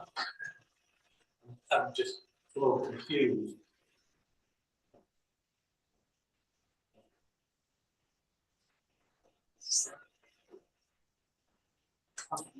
All right, so, thank you, Jill. And so, take a little bit for lunch and then come back. Yeah, so what we were gonna do is have anyone who wants to place an order, like just down the street, there's a restaurant cafe that we could place an order online and then they could just run and grab it for us. But it might mean we need a little bit more time. Maybe like 15 minutes now, and then stop to eat or. Yeah, sure. Yeah, we can come back and. Like a 15-minute break. To order, to order, and then keep plugging along until the same just comes. Sure. Sounds good. So what's the name, please? Crumbs, like crumbs on the, you can type in crumbslunch.com and look at the menu and then either Joe, I guess, order it. What did you say? Crumbs? Crumbslunch.com.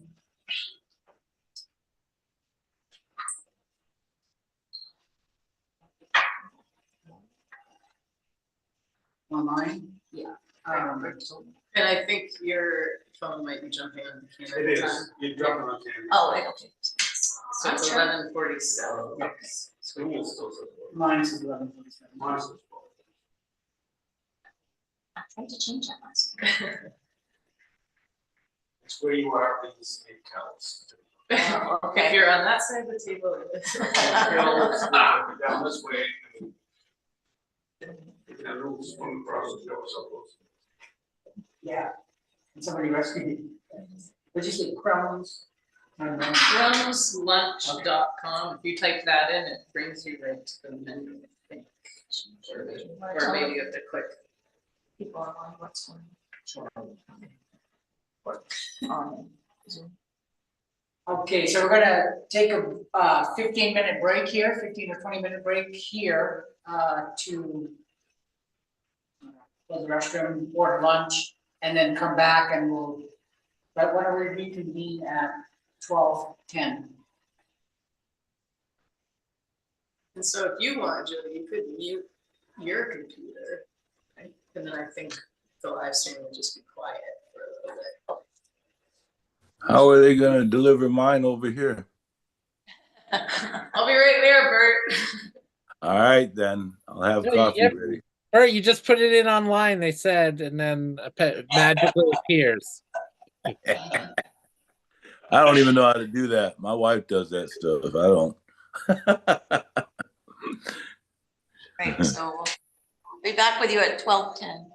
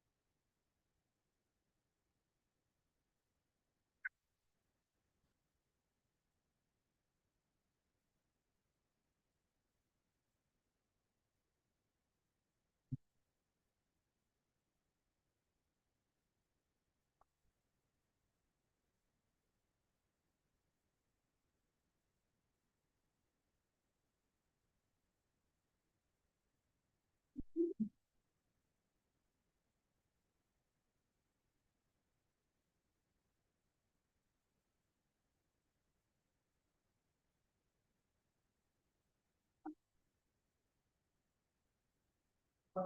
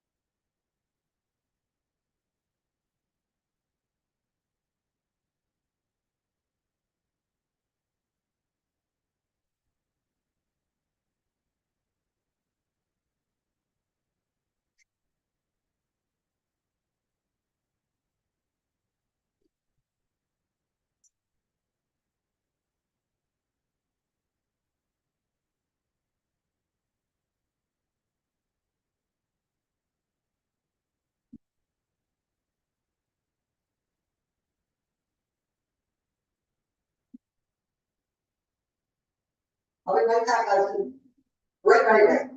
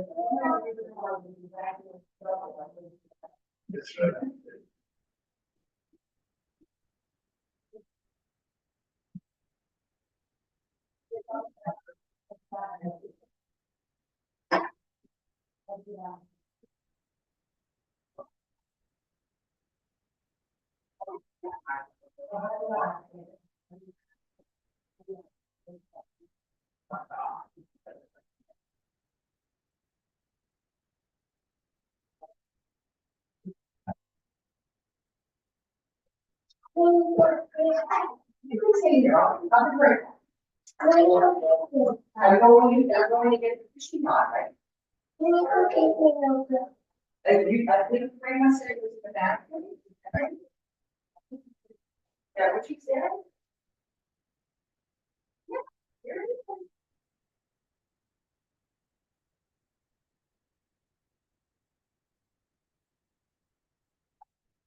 You ate last it. Did what? If you're, is yours done? Yeah.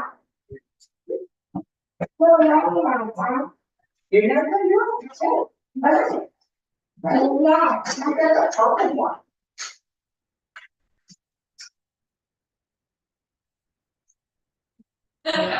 Always. Live stream is on. Well, it wasn't on in this room because our mic was off, but everyone else's mics were still on, presumably. No, but we're still live streaming. Yeah, Right now, I'm talking. no, they couldn't hear us. Oh. Yeah, they can play my kids again, so they can read lips. I know. Oh, you know what, Rachel? I know. Anyway, they brought one more, they brought pancakes on the stick. And then they dunk it in syrup. Yeah. Yeah. So We they also- brought the dunking things and it's like on a popsicle stick. And you just dunk it in and- And there's so many ingredients that we would still allow in the US that Yeah. are banned In other countries. Europe. Yeah. You know, they're still putting kids food there. Absolutely. Yeah, and those things that you're talking about, they're sausage, so they say.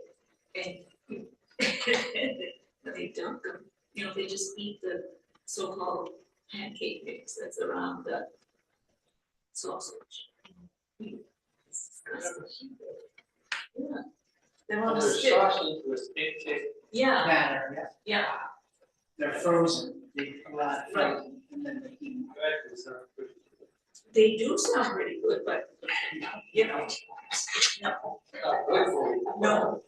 Well, I share this story every time because when I worked there, my very first time I saw this was boiled eggs in a bag. Boiled eggs in a bag. I was appalled, I couldn't believe it. And that was what they were serving, in their salad bar. For those eggs. They did have, every Friday morning, they did have real boiled eggs for breakfast. But all the other boiled eggs were in there.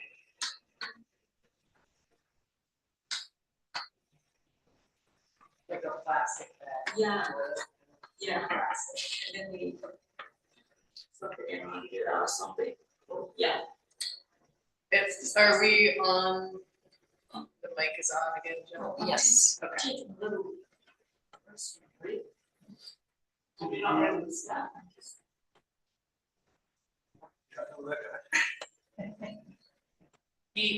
What if you would, charge it? Phone No. charger? Come on. Most of them.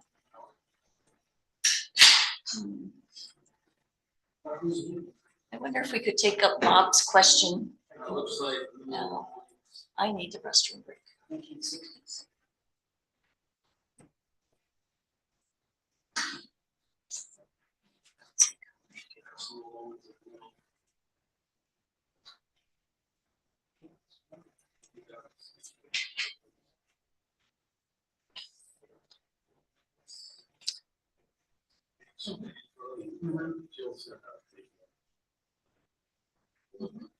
Saw that, yeah. How do I get back to that?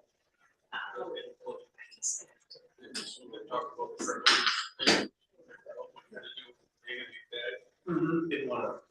Hear his voice. Yeah, no, I He think. pops up. That's where. There's one time.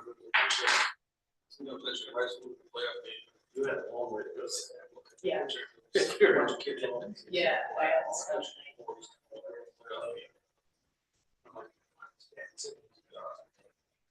Good.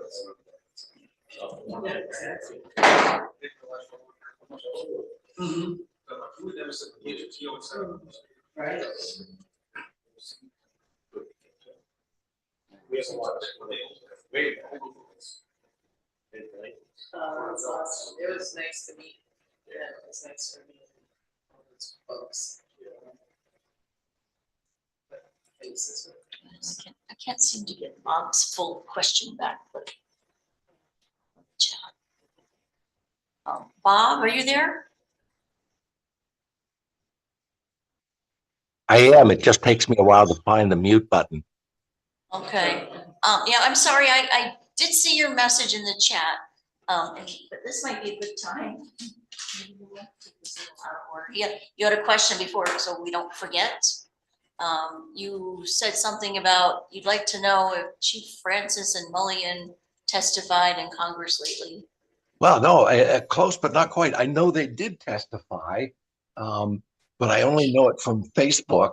I haven't seen it in the newspaper, and I was just curious what the subject of the testimony is and whether it was a special measure or whether they have to be down there in Washington every year as part of the budget process or what. And I haven't looked to see if there's an audio recording of their testimony, but I'd be interested to know what they were talking about.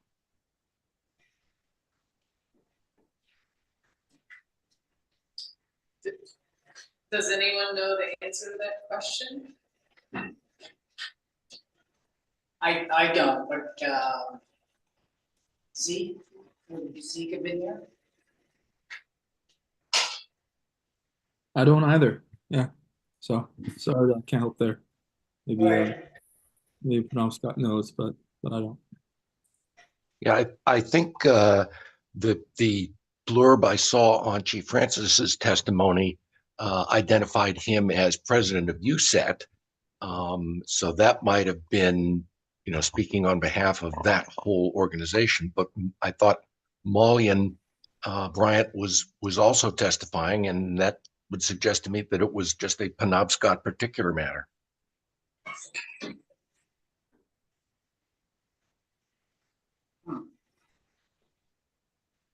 Maybe I'll go look it up on the congressional website. But I thought it was funny that the local newspapers just reported, yeah, there's Chief Francis testifying to Congress, and they didn't say what it was about. It was testimony not to the full Congress, but to the a subcommittee of the Department of Interior.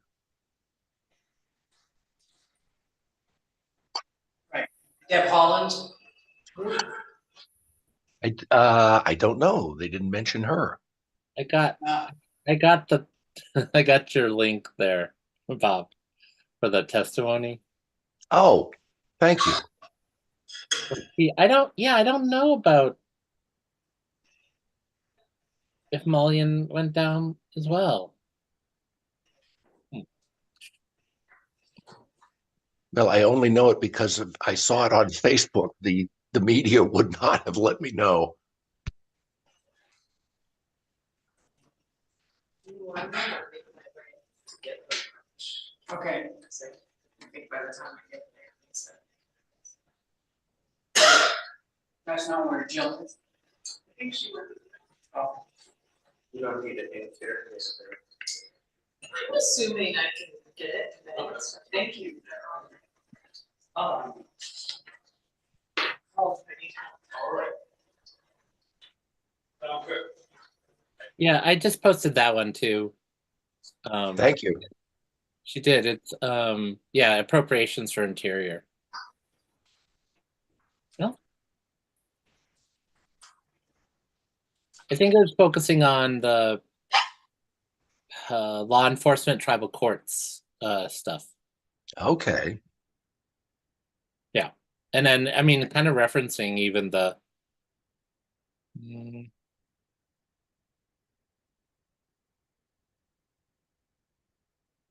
No, I was gonna say, I don't know if it referenced the recent state bill on courts. Then it goes into some other stuff. Thank you.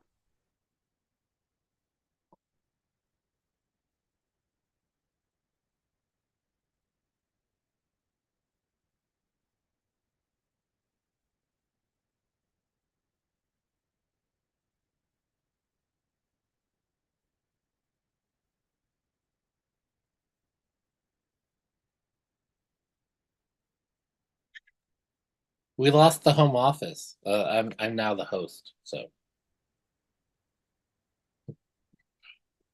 And a gracious host you are. I don't know, that bodes very well for anyone.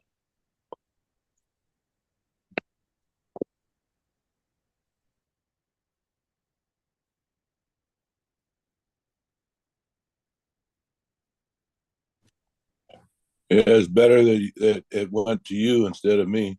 I have no clue about this electronic stuff.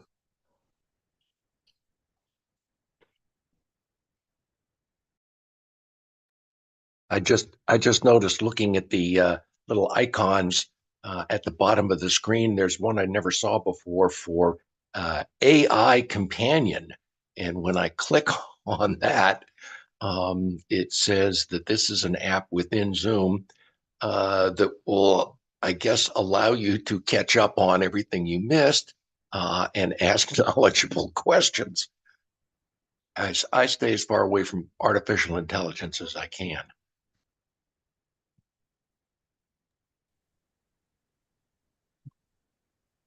I think you have to. It's like one of those things that kind of summarizes and tracks what's going on. So it is what. So you don't really have to pay attention. Yeah, exactly. You got the robot will do it for you.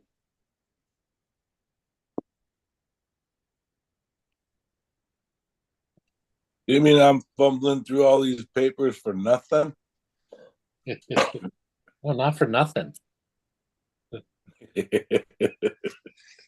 I thought Bob was going to say all of a sudden he pushed the button and this image appeared next to him.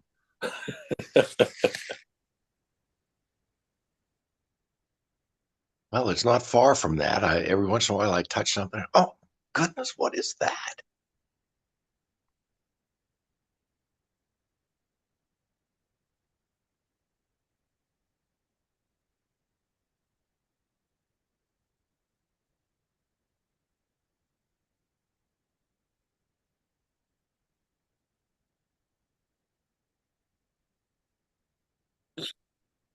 Professor, you get the hat trick today between the gambling issues, the environmental supremacy, and now the congressional testimony. Yeah, right. Who needs artificial intelligence when you got that? That's right. That's why Newell had to refer to me as doctor. All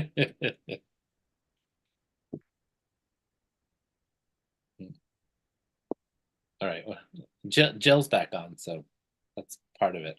They probably lost like internet there, something. I hear it happens in the Callis building.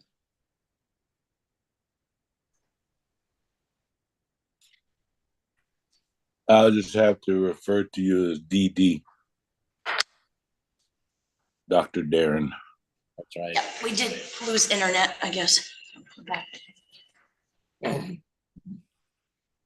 Oh, we had a couple of votes. Is that okay? You guys welcome back to the rest of you. We've been discussing important stuff here.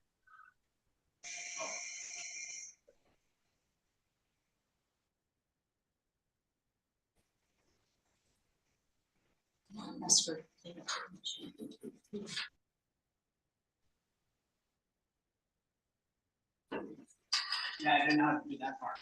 The internet.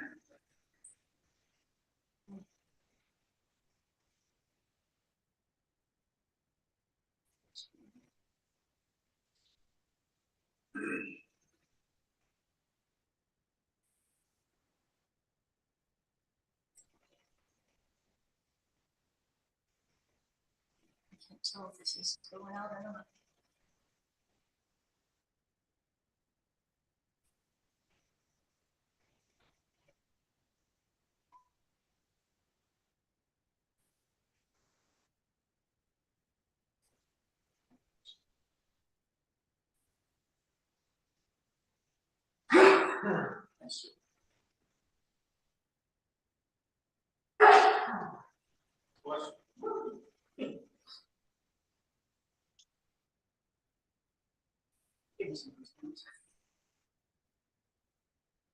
Maybe we can.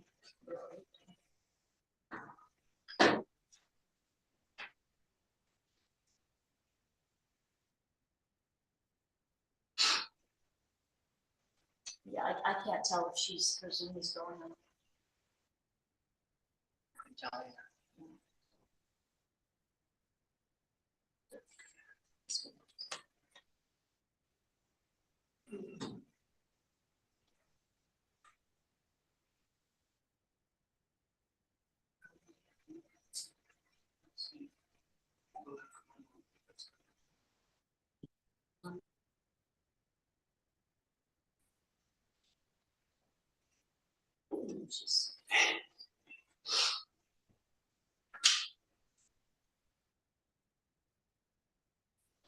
No, there's.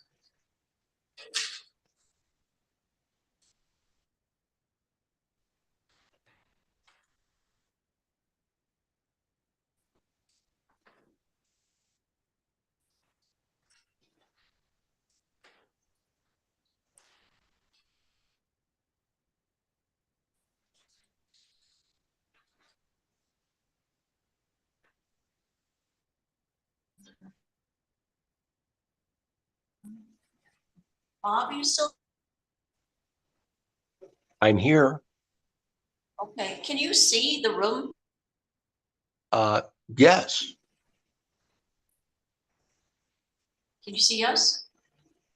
Well, I can see you, and I can see Mr. Chairman moving around in the back. I don't know how many others you've got in the. Yes, yes. Hello. And who's that with the hat? We'll just do it with one camera. That is the illustrious Joey Barnes. Oh, hi, Joey. Uh, it, Jill, in a better answer to your question, I no longer see the tile or box or whatever it is for Rachel, but I'm seeing you and Newell and Joey on the screen that's identified as Jill. Yeah. Yeah. Like herding cats, one of those. Yeah. Question answered, Bob, about. Yeah, the short answer is we don't know. No one knows. Oh, you mean what was the testimony? I still don't know, Right. but I know where to get it. Okay, could you? I put links in the chat. I can put them in again.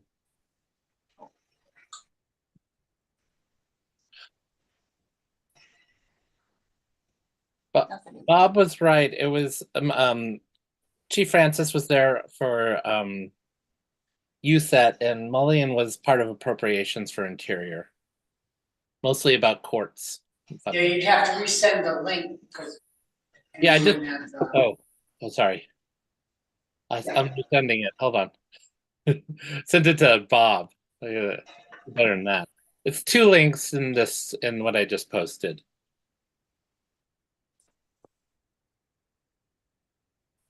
Thank you. Thanks again.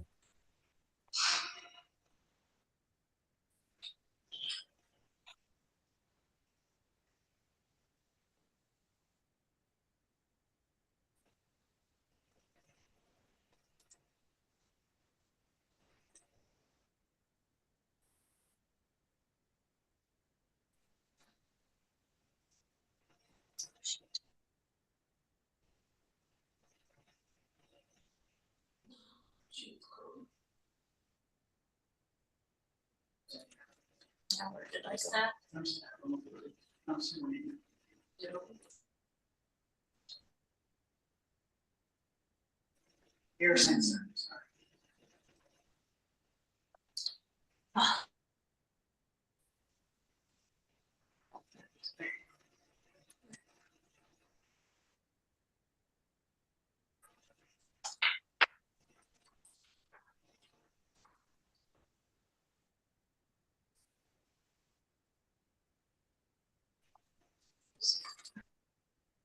I did. Lunch order.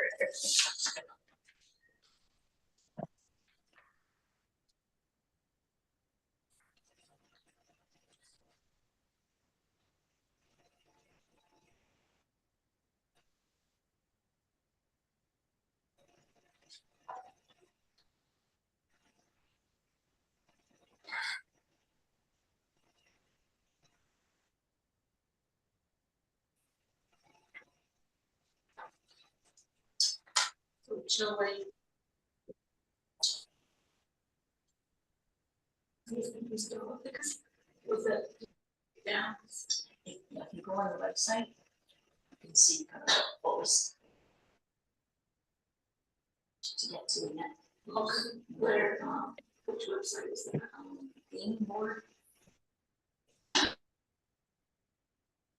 Travel sports, leisure.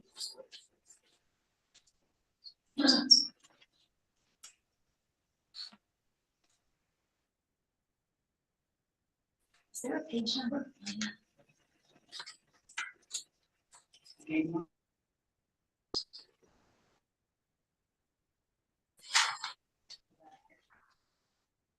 there a page number on the bottom? 57.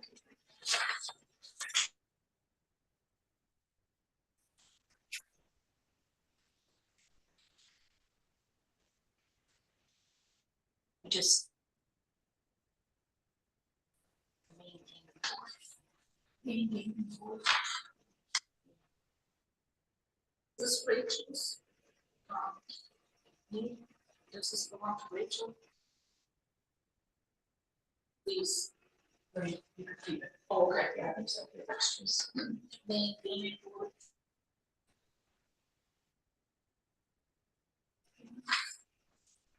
So you can see any.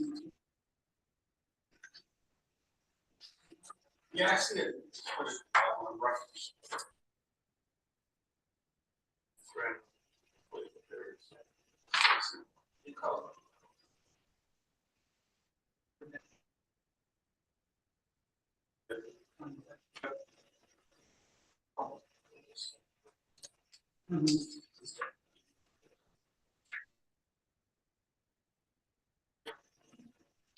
Can still go back. Yeah.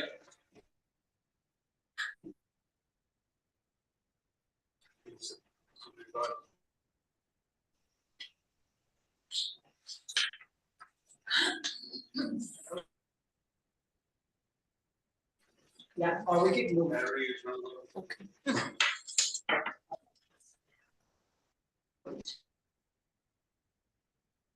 Cancel it down.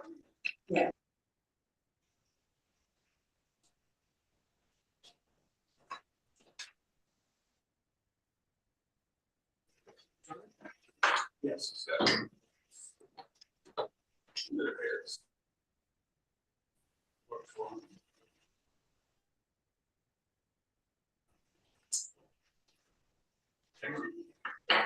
Thank you. Yes.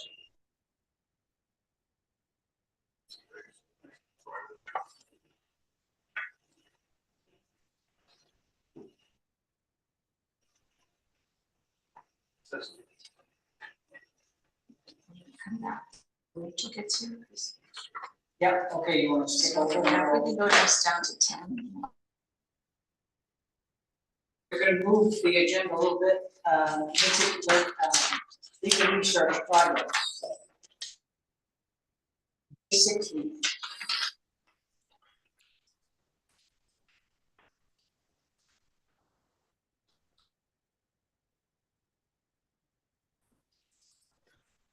So on any ourselves, researching various legal issues.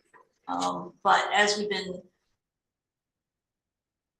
and particularly with the fishing rules, we've come up with some legal questions that and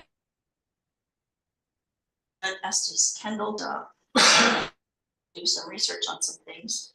So one of the issues that came up was of the holding of Penobscot Nation versus Fry, where the Indian reservation waters of the main state or the submerged land of the riverbed beneath it. And so whether that has an impact on the regulatory authority of the Penobscot Nation, the state of Maine, and previously, if I understand correctly, and Bob, I think you probably know this better than I. It's a Scott River, believing it was under tribal regulatory jurisdiction. So the member entity has jurisdiction to regulate fishing on the main stem, and that's particularly where between islands and in between the islands and non-reservation or non-Indian owned land. Somewhat complex. Orson Island, which is, I think it's a pretty big island. And so that's a reservation on one side of town with the river in between. So I think in the past, maybe MITSC hasn't regulated that. I'll fall within the definition of MITSC waters. So I've asked him actually need to look at the maps. The regulations that MITSC did back in, I guess, the last version, 1998. And I don't know what map they were working off of, if there's any waters that need to be. There are also waters that the Paso territory or the trust land that wasn't contemplated. And then the other issue, sustenance fishing in the main stem. Is there any impact of this rule?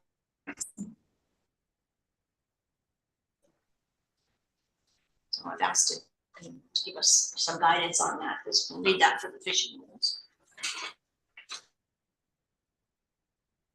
As you may know, he was a co-author of Sea Run, and Tony is also supervising. So we're really focusing on having Judd take, well, one of the things that the Sea Run did was it did offer some, and there's 5. And the question is, you know, he went to all this trouble to do this study, and have his I've asked him and Tony drafting an implementation plan. And so we'll be meeting with Rachel also on the to kind of start that process, and hope to have a draft for the commission to review on the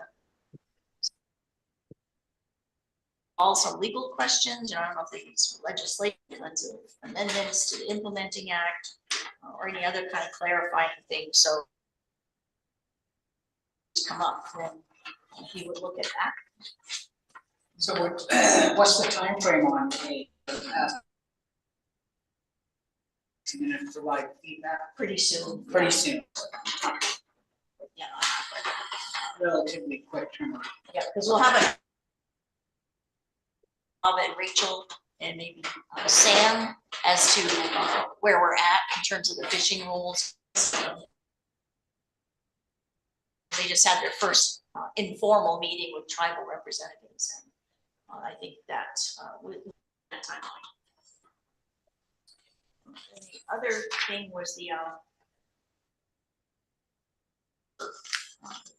commission met. I had broached the idea of seeing whether or not MITSC staff, employee benefits, other independent commissions, their employees are eligible for benefits. So I've asked legislative intent of that language that says the commission's authorized to employ person necessary and desirable. I'm on page 61, by the way. In order to effectively discharge its duties and responsibilities. The trip over, which is these employees are not subject to state rules. And when I first read that, I thought, oh, well, maybe we don't have to it almost sounded like disciplinary or how you go about hiring or something, but I am not sure what that language means or put in place 40 years ago. I've asked him just to kind of look if there's any language, and then whether or not that language actually does disqualify MITSC employees for state of Maine employee benefits. I don't want to like leap to that conclusion on my own, but whether there's other independent commissions governed by language that's similar to that. And then if they are not, commissions are currently eligible for employee benefits. The permanent commission, indigenous and tribal populations, they said that their employees are eligible for the same language without being an independent commission. So ask him to look at a few independent commissions, like 15 of them in the statutes, like everything from the Turnpike Maine Arts Commission, kinds of things, and then indications as to what we might need to do to get the employees eligibility for state. It's further complicated because it seems like there's 2 different unions. I agree. You're right. Benefits and those criteria. So, and then Paul's been working on but I've asked him some questions. I'm like, lately there's, as you may be aware, there's been it's hereditary. Goal is Sound being cut off, that computer will be. yes, Critical thinking skills. us internet, and then we didn't know how to. And then I'm wondering if anyone maybe putting in a Part of that, or is it widespread problem? background Oh, noise. right.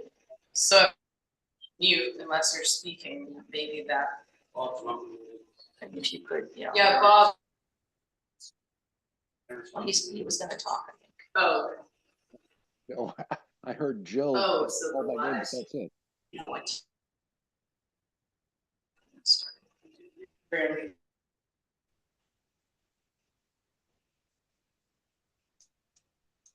I'm not hearing you here in the room. Yeah. Oh, I see Rachel. Sound check.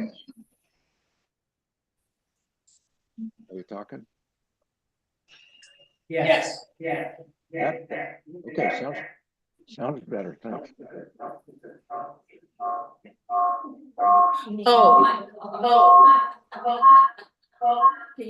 yes, actually. That's weird because my computer didn't. So it sounds like the live stream didn't stop, actually. I couldn't get. Yeah. And I don't know, do we want to take a break and distribute this food? Yeah. Whenever. Rachel, that's an awesome picture of you. You look like a wrestler. Oh, thank you. Well, we're on magazine.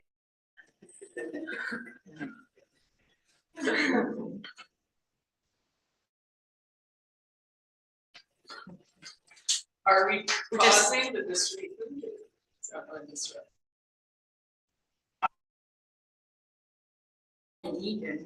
Was there only one? I could share mine with somebody because. There's a second. Oh. No, that's yours. That's yours. I didn't see. I didn't see. thought you the share wanted yet. No, I had to buy it. And then So someone. A steak. Like a hot, I'm sorry, I don't know if anyone. and one has mayo, one doesn't. Yes, sirloin is the name.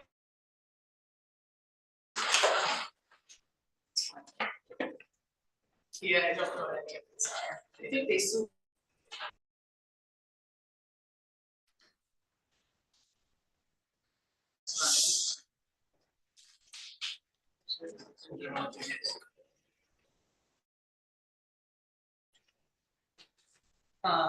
Is this what you were No, expecting? that's, No. that's mine. Okay, that's your.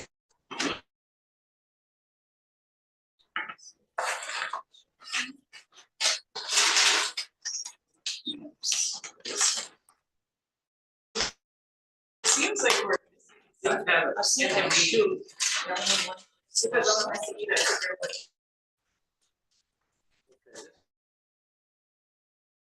That's all they gave me, so. Yep. We're missing.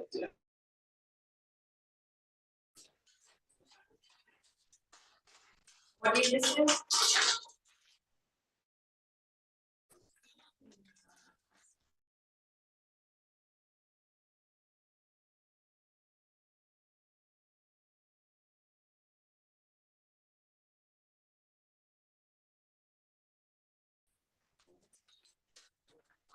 Did you get two? Turkey.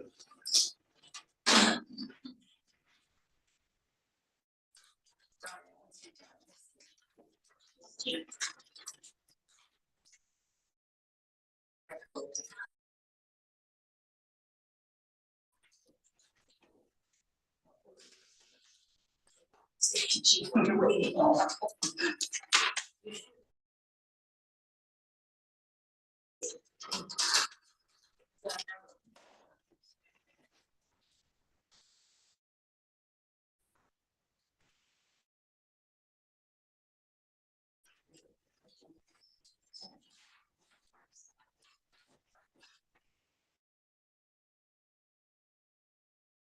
So. They asked if I wanted to cut it back.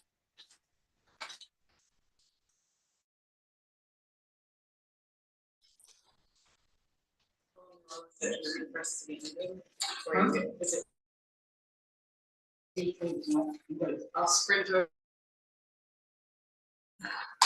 It's on suspense.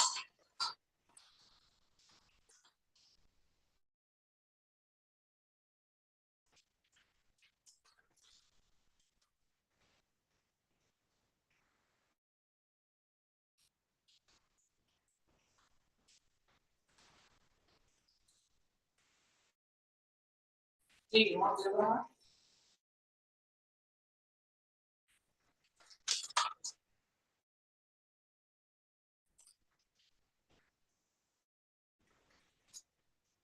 That's fine. Yeah. On board.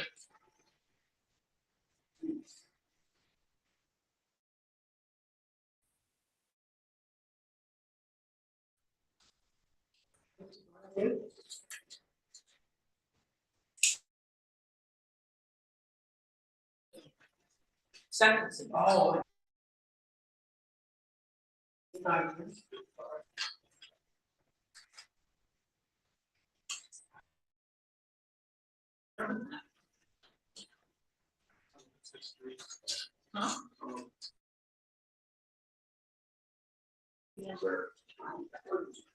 Because it was a special order. There.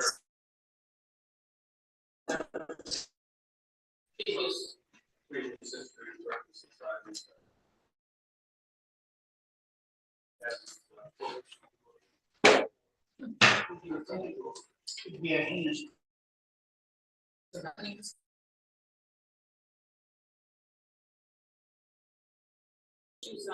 Just so you all know, the live streams are on.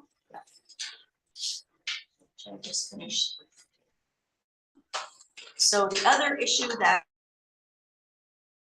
I look at was there was these comments about the commission should, basically this was in a, so the commission, MITSC, could and should play a significant role in helping state to help foster a better relationship between the two entities. Really, you know, basically says MITSC is supposed to review the Hello? state and to make reports and recommendations. So actually, the plain language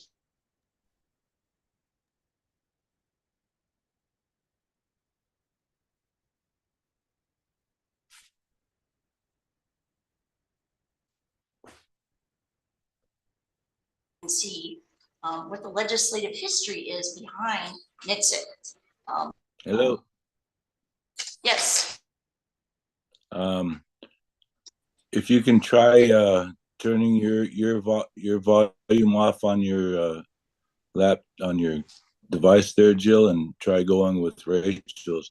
We're missing pretty much everything you're saying. And your screen keeps on freezing.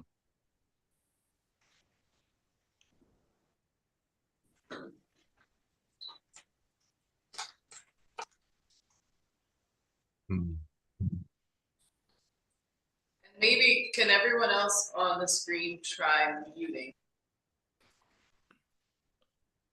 That was already done. It was just still doing that. And basically, I noticed when it's cutting out, Jill's screen is freezing up as well.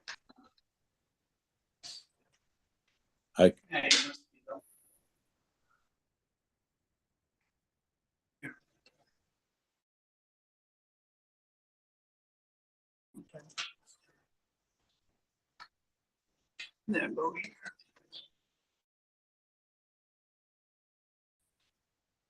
No, you're connected. that's as good as it gets. Yep. Well, it is. Yeah, I'm sorry, it seemed like it's as good as it gets, and it did kick us off before. I'm not sure. That's why I'm suggesting that maybe you mute yours and use the sound off for Rachel's so we can hear. When we switch, lock. In case my internet's better. Well, just picking up the sound, see if we can, mute this one.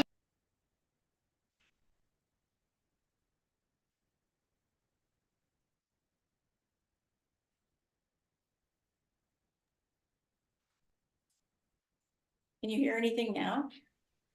I can. We can't hear. Thank you.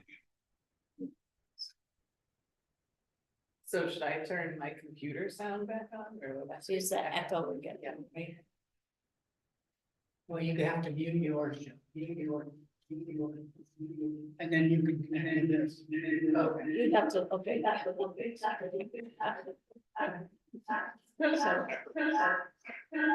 so Mute your. then maybe you could connect to this one as a Bluetooth connection. So, and there's the number on the back. Oh, I know how to do that on my phone, but not my computer. Did you get it?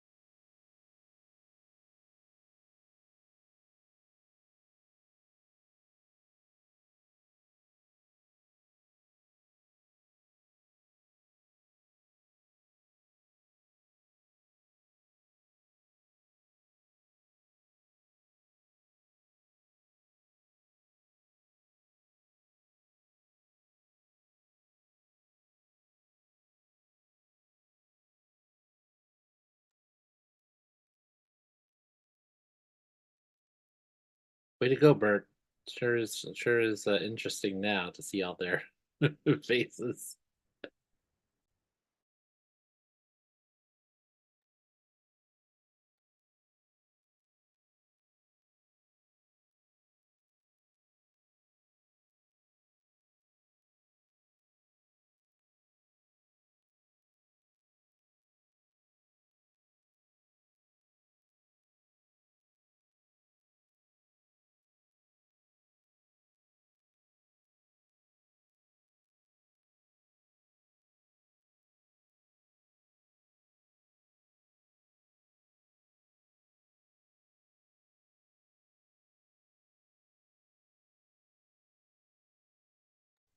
No,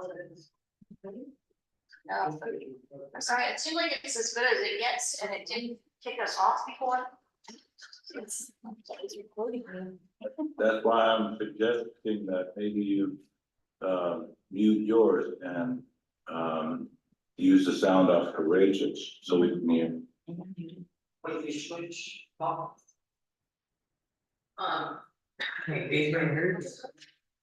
Oh, so that we're, why are we doing the live stream? It's fine. Do you mute the live stream?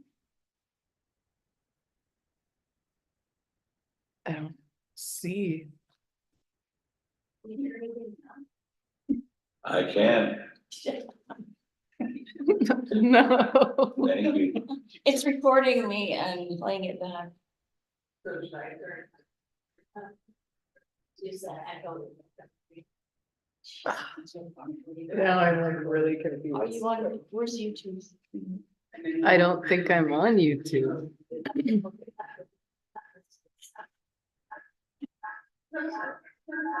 Is someone else on YouTube?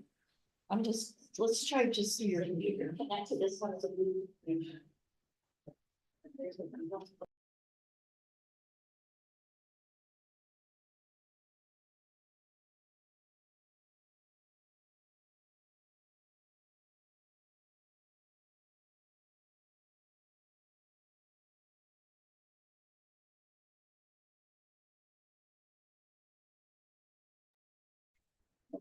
Can anybody hear anything? Yeah, I just heard that, Jill. Okay, the problem is we can't hear you. Now. We can hear you just fine. Can you hear this? No? What if you mute and I turn the volume on mine? It is muted. And your computer, both your computer and your mic?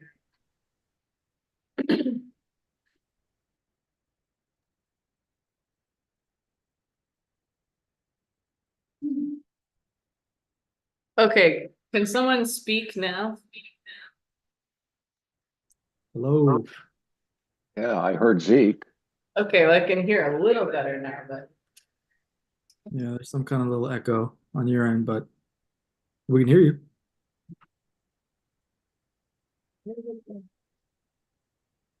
so your volume's off and your mic is off? Double check.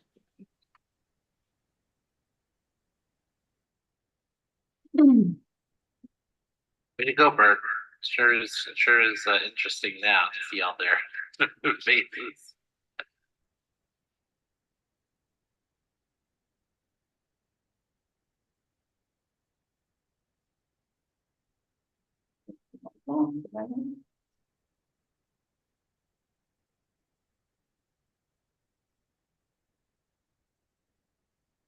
Okay.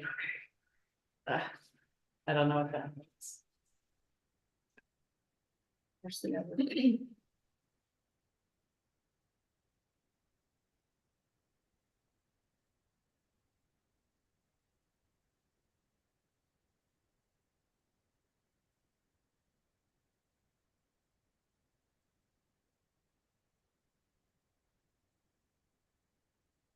That any better? No.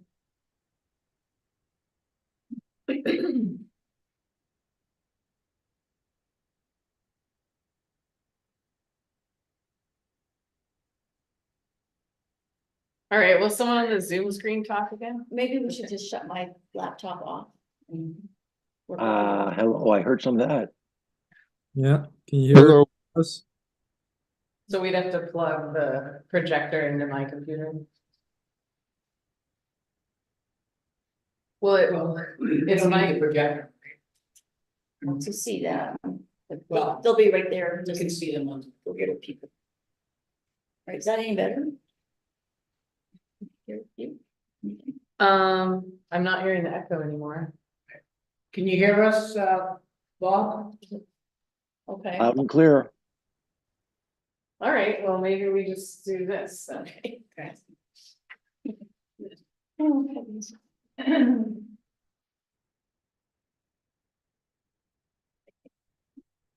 Anyway, as I was saying, I asked Paul, because he is working on the library and collecting all this historical information to see what the legislative history actually says about MITSC, what its role was supposed to be. When I've looked at it, it's mostly been focusing on regulating hunting and fishing. That seemed like it was the primary focus. So this idea of it being a dispute resolution forum, where did that come from? Or is that really what MITSC is supposed to be doing? So he will get back to me on that.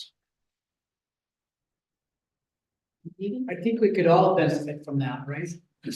Kind of get refocused into our roles and responsibilities here at the commission. Yes.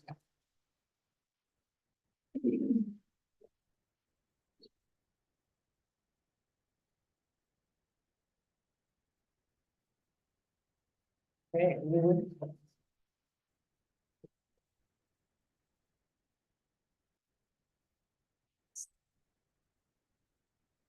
That was 10.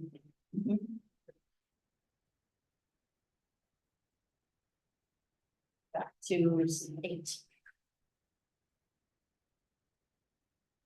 Okay, you want to jump back up? Yeah. All right, so back up to number 8 on the agenda.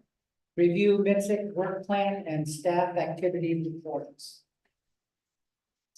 I don't want to, I won't repeat where there's been some things that have already been covered, mostly in giving the legislative update. So like that first section where we're reviewing the act's effectiveness and the social, economic, and legal relationships. A lot of that had to do with when we're looking at the legislation that's going through. At some point, maybe when we're talking about the retreat, Bob had an idea for what would fit under an analysis of the economic relationships between the tribes and the state in the area of economic development. And then our other duty, there's been no request to add or include lands to Indian Territory. I'm gonna put a pause on the fishing rules or regulations, and hopefully Sam and Rachel and Bob can give us an update on the Penobscot Nation Fisheries Summit, and then the little meeting of tribal representatives to the Fishing Rules Working Group. There was, I know I'm on page 50, no request to designate an extended reservation. We talked about under the general topic of education and outreach, the Wabanaki Studies Bill. You know, we're waiting to see if there's going to be funding for that. And I'm thinking that if there isn't funding, is that the end of the whole bill, or will they still have the advisory council? And if that's true, then MITSC would participate in that. They would have a seat on that. The one thing that really changed in the bill this time was that MITSC originally was going to be required to provide staffing support. And I think that is probably a huge reason why the 2001 law was so successful, you know, to actually get, you know, created and the work done, is because MITSC, Diana Scully in particular, was heading that up. Because my concern is that without that kind of direct staffing, I don't know that much progress can be made. I mean, maybe it can be, but without having staffing, it's going to be a challenge. And then we haven't really had any requests about ICWA this last reporting period. And the discussion about the grants really goes to this number 3, enhancing MITSC's function as a research, education, and resource entity. So Paul is working under that contract. And as you can see there, he's transferring the historical materials and financial information. When I started with MITSC, there was no centralized collection plate for documents that the staff were working on. Everyone was saving everything to their own laptops. So I asked that we would create like a network, but what we have right now is a Google Drive. You know, that may not be a permanent solution, but at least now I've asked Paul to like take all his reports and, you know, annual reports and everything, and to start uploading them so we have them all in one place. So there'll be a memory and a record going into the future. We do have a hard drive from John Diefenbacher Crawl where he downloaded all his materials from the years past. So we do have that piece. And then the other thing was with the library, it was really kind of questionable, like what merits being on this particular website. And we want to make sure we're not duplicating things that are available somewhere else.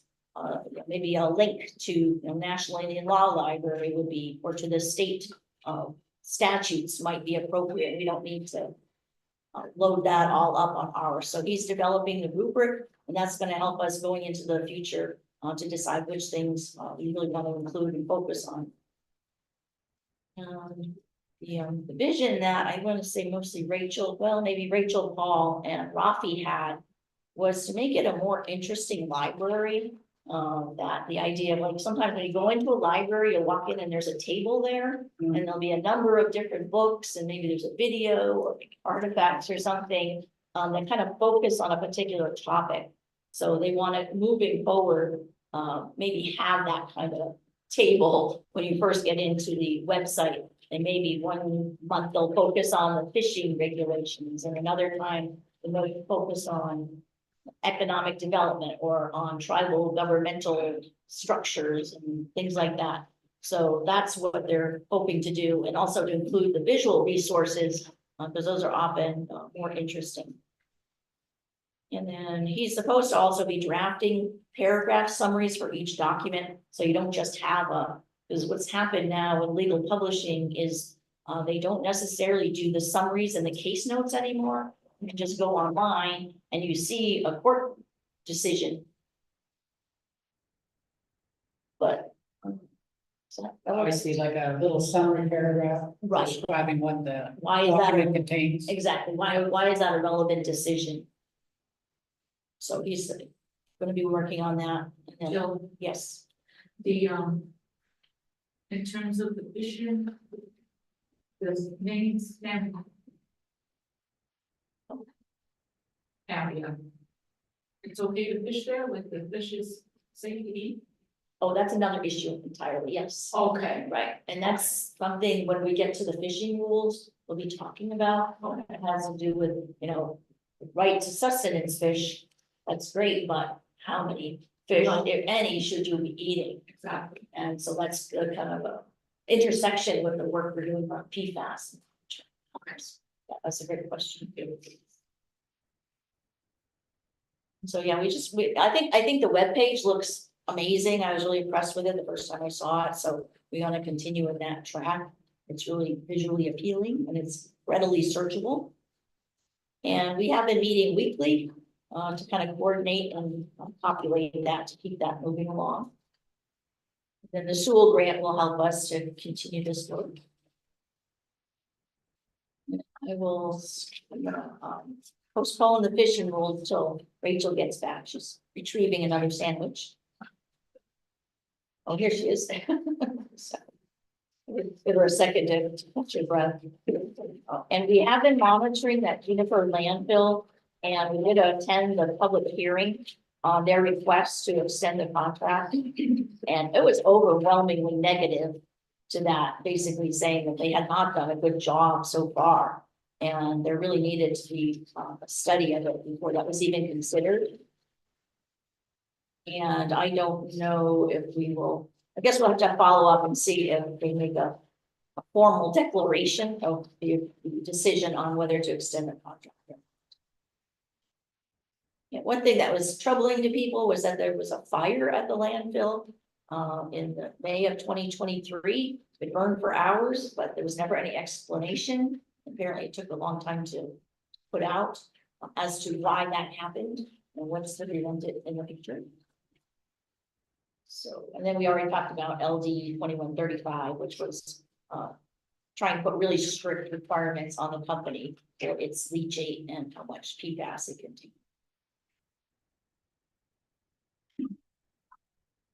Do you want to briefly talk about the on page 52, promoting and publicizing the sea run report? So you presented that to fisheries.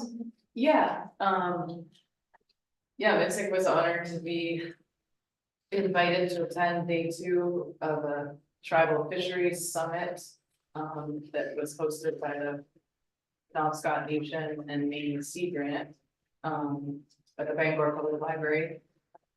And I was able to participate on a panel along with Sam St. John and also Tony Sutton. It was a panel of intertribal organizations.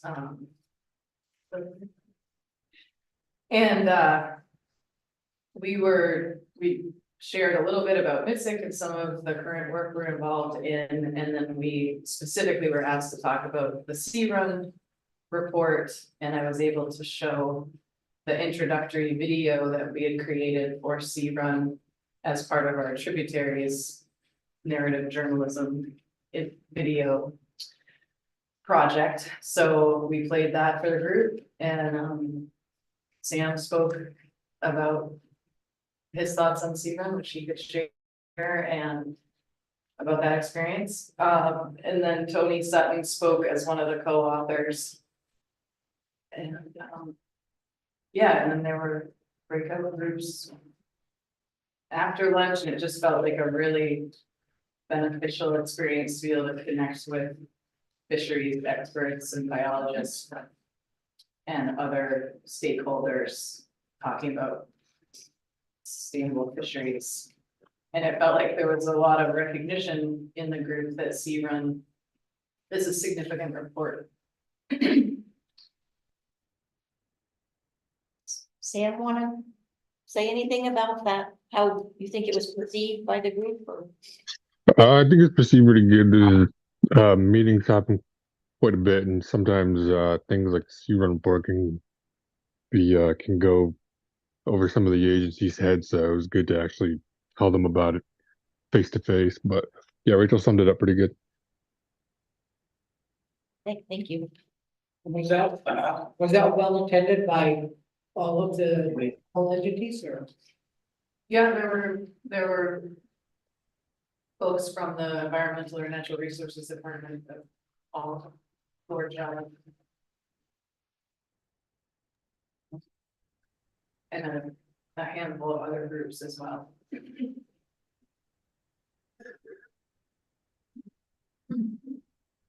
And then the next area of work was the impact of PFAS on Wabanaki communities and citizens.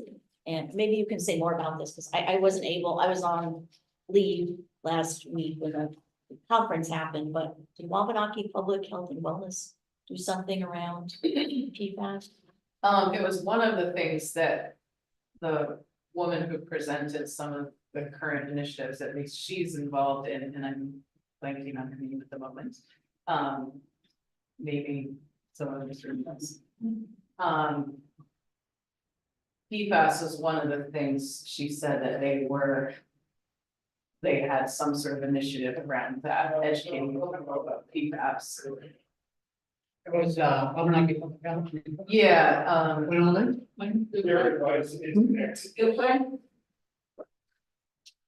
Who would be talking about PFAS? pregnant. She's Oh, pregnant. Shinoa. Okay, Shinoa came, or. yeah. Kiana. Okay, is that Sam? Yeah. Yeah, Kiana Pardilla. Okay, thank you. Oh, yeah, Kiana. Yes.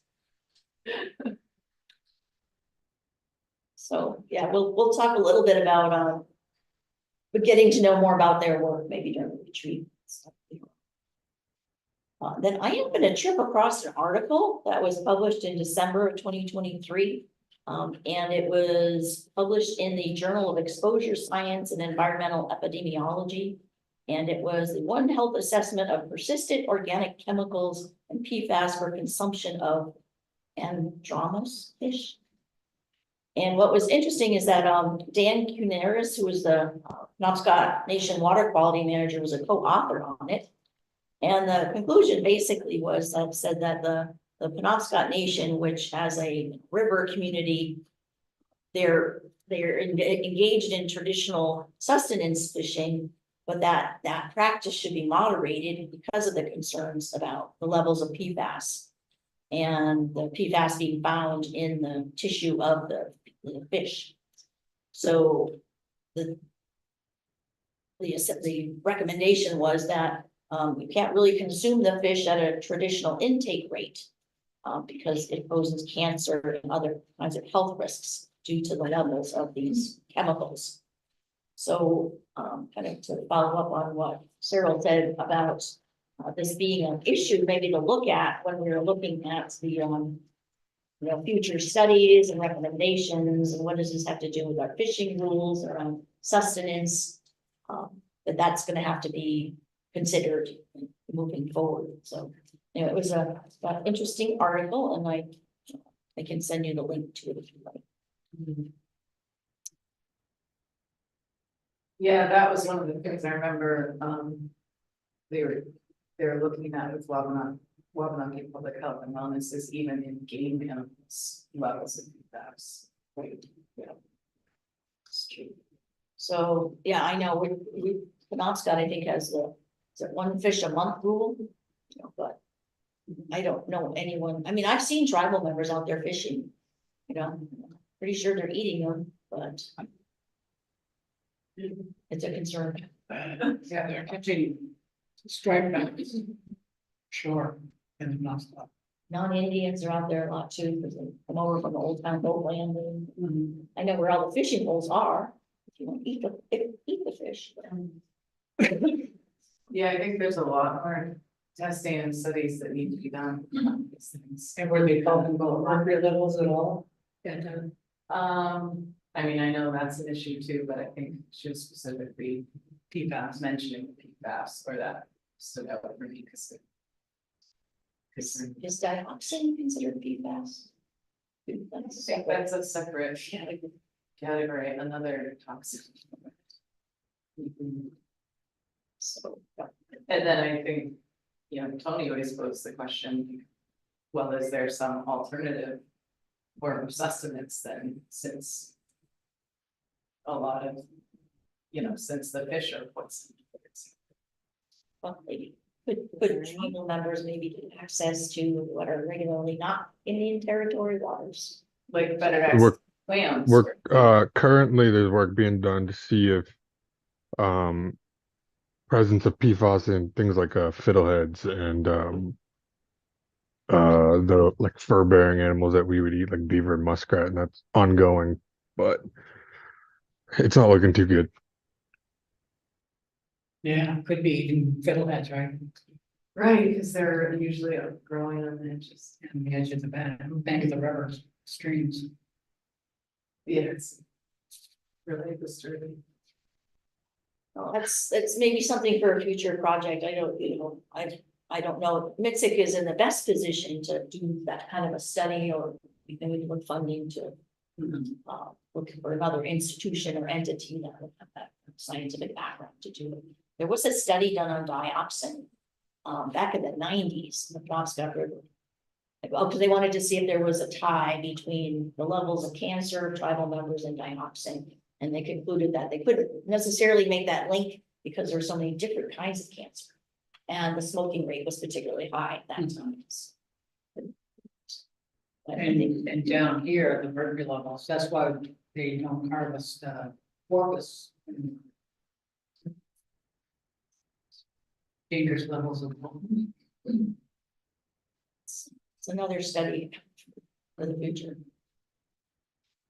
So then we were monitoring the application of Wolfden Resources to rezone its land near Picket Mountain in the Katahdin region, so that they could do mining there. And I think before mercury is an issue. The Land Use Planning Commission voted that down 5-2. I looked to see if there was any updates on that, whether there was any kind of an appeal filed by the company. And I didn't find anything, but they did say that, quote, and this is on page 53, the vote is contrary to the comprehensive assessment prepared by the LUPC staff, which summarized the record evidence on every key issue, concluded that the evidence weighed in favor of a rezoning approval. Did you remember that being the case, that the staff came out and said, it's fine, go ahead, or?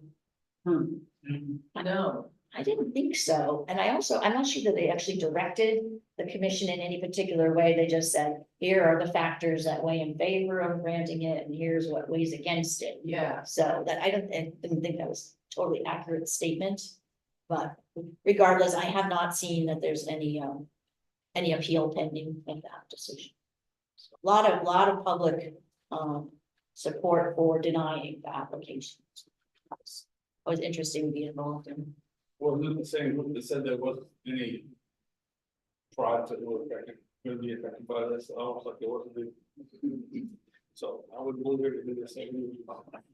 May not have seen that. Yeah, it was almost like their first attempt at doing this, and they didn't have enough resources to. They didn't have a remediation plan, things like that. Do you want to talk about maybe number 6? This is having remediation of dams or environmental harms.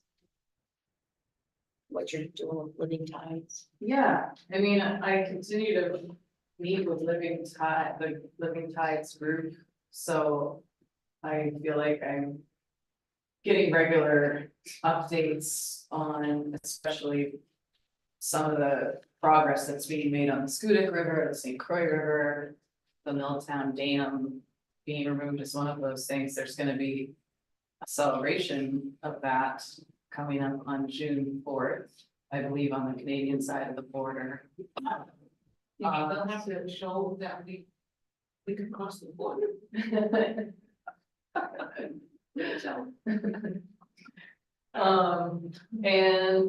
And then, yeah, to kind of feature some of the history of the progress that has been made on the Scudic River. We did that interview with Brian Cultivator that is gonna be released any day now, it's all ready. So Brian really shares a wealth of information about the role of the Scudic River Keepers and like the amazing progress that's been made in terms of alewives returning to that river. And yeah, if anyone's interested, there's going to be the alewife run is going to be happening from Subiac to Forest City on May 25th. It's a relay. You can get in touch with Brian Altivator if you're interested in participating. And halfway through the day, there's going to be moose stew being served at outside the tribal offices at Dogwico Township. And MITSC is gonna have a table with copies of Sea Run, and Wabanaki Beach will also have a table talking about some of the history of the river. Yeah, so those are my updates, I guess. Could you talk about the Pembroke Tidal Power Project to erect a tidal power plant? Yeah.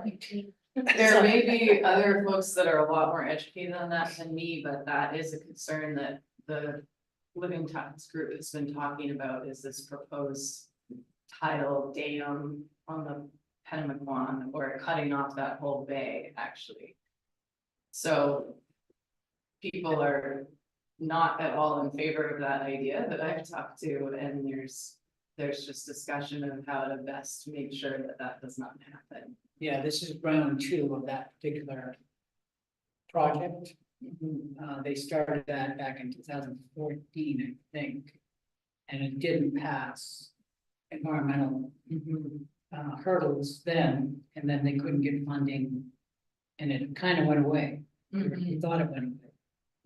And then it came back on March 28th this year. And I know I talked with Ralph and talked with Chris at Seaboy, and they're both said that the tribe is putting in letters in opposition. Yeah. But not requesting intervenor status in that project. And then the town of Pembroke was also blindsided by the project. I can believe that. They've taken an initiative in town to stop the dam as well.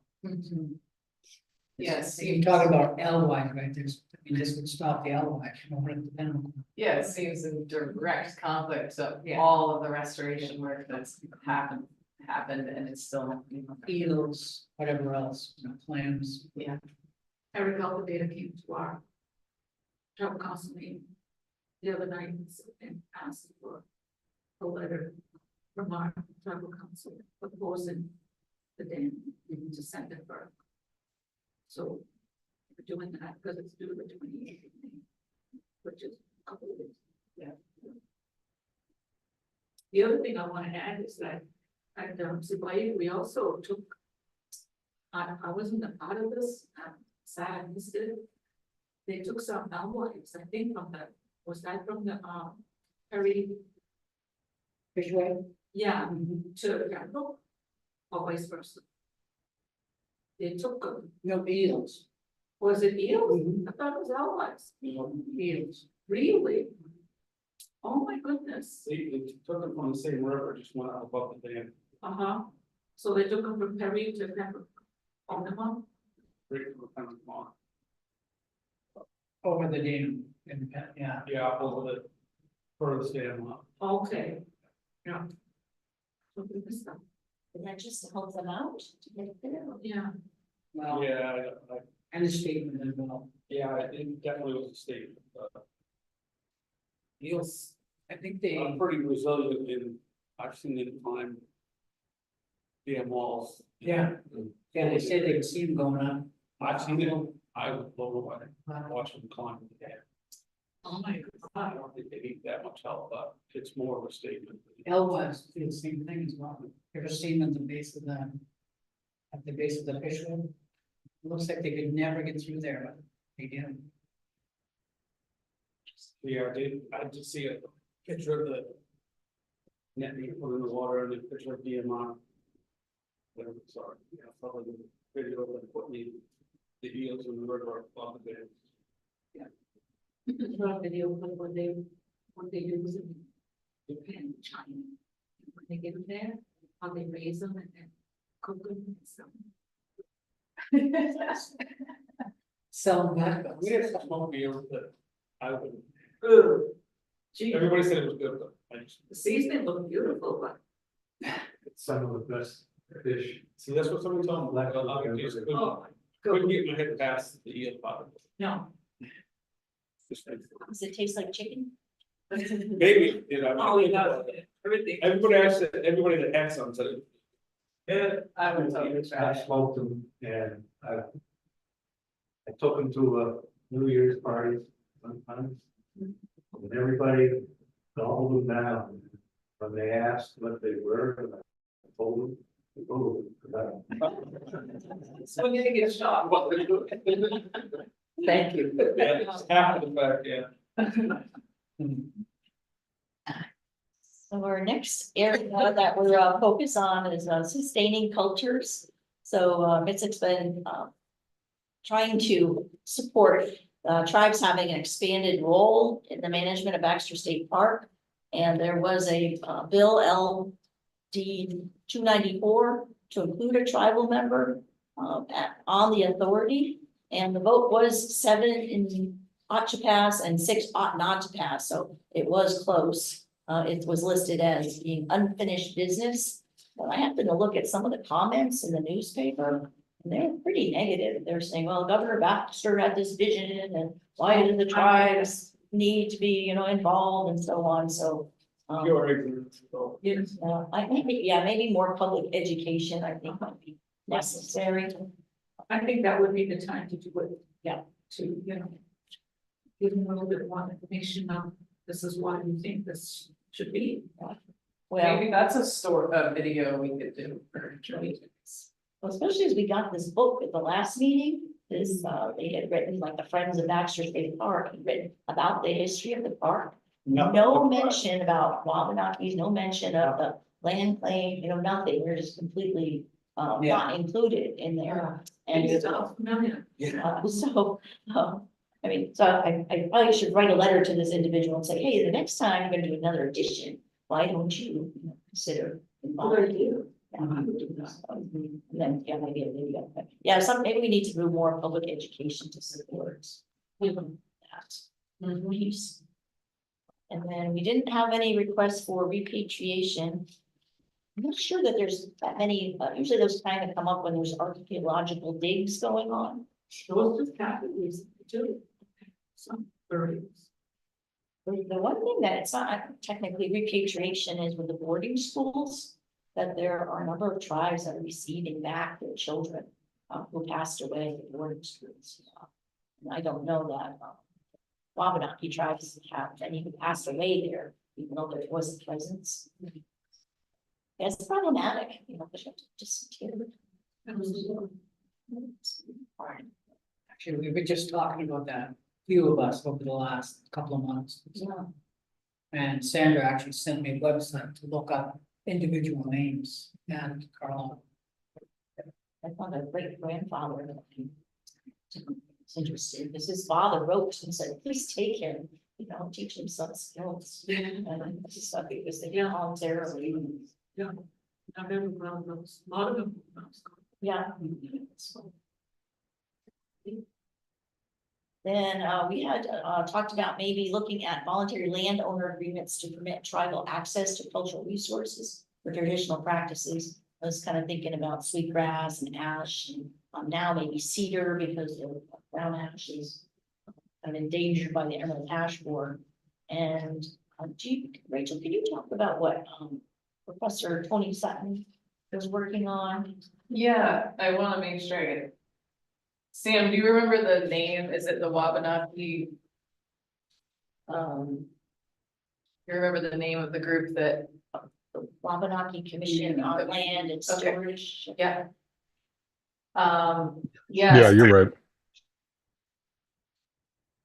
my understanding is, that group is dealing with a lot of the conserved land and working with folks to try to create better Wabanaki access to traditional foods and resources on that, because Maine has a lot of conserved land. And then participating places will even have, there's a beautiful emblem that's been created that people can put up on these lands so that someone could know that they're welcome to harvest tradition. A Wabanaki person could know that they're welcome to be harvesting tradition. Whether it's. Did they mention a permitting process? That's what is getting. I'm not sure. I mean, Tony, I think it would be a really interesting thing to have Tony present to this group about at some point. Because it seems like a really exciting project, but I don't remember the level of detail that I feel like he went into. What does he do? Inspiring. He teaches at ULO. He works for cooperative extension and is a professor. And I know he does a lot with indigenous food. He's a very good speaker. I know who he is, I just didn't know what. Yeah. Yeah, he's a possible speaker for the retreat in September that MITSC is having a 2-day retreat at the Hospital Institute. And then with regard to language preservation efforts, I think in general we do try to do that, but we haven't been asked to specifically do anything at this point. Then the Place Justice Project of the Permanent Commission. I went and looked to see if there were any updates on that. I did not see much on their website beyond that they had done a webinar kind of talking about a list of like 300 problematic names in the state. And the bill that was supposed to help address that, I think ended up getting, we didn't pass. So we may talk to them in the future again, because we reached out, I did collaborate with them early on, but we didn't make sense. And then with regard to economic and revenue development, I think we've spent quite a bit of time talking about the area gaming. And then the federal block grant funding, we can certainly help folks try to tap in when there's opportunities for tribes to apply for block grant funding. But that bill that was requiring basically the state to earmark a certain amount of their federal block grant funding to go to tribes and economically depressed communities that did not pass. And then we talked about LD 2007, which was greatly scaled back. Improving government to government relations. That was the, I think that was the real technical, like, housekeeping bill, you know, requiring the state to notify. Oh, no, this is actually different. This was a different vision. That originally 1835 was supposed to require the state to notify the tribes if there was any legislation that was going to impact the tribes or their members. And I believe that the working group, or maybe even the governor's office, said, wow, that's just, you know, a big can of worms, because who's going to be reviewing all these bills and trying to figure out if the tribes are going to be impacted and notifying them. So that piece actually got cut out. We didn't want to pursue that. Instead, it just became, remind you when tribes have to provide a certification of an amendment to the implementing act. I've only been on tribal council for a year and a half. I've never seen anything come before us where we would have to Recertification. yeah, do a certification, recertification, whatever. You will with the tribal court legislation, where it expands the jurisdiction of the tribal courts, because that's an amendment to the implementing act. Right. Unless it just goes to the chief's office and he signs it. Maybe. Yeah. Because I'm curious to know if we are indeed doing that. Well, that would be interesting to know, and actually helpful to the Secretary of State's office, Exactly. what the process is for each of the tribes. Because if they're saying we're not doing it, then I want. Yeah, does it take, you know, Yeah. council action? Or Yeah. Part of that fell on the state initially, that's why there was some confusion, because tribes were, I don't think, were getting that per se. It probably wasn't coming from you because it probably wasn't to you.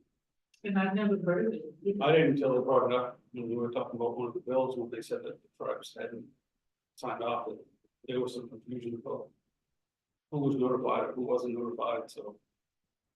And that's a great question, something you definitely. I've never been to it, because yeah, I've never even heard of it, even as a tribal citizen.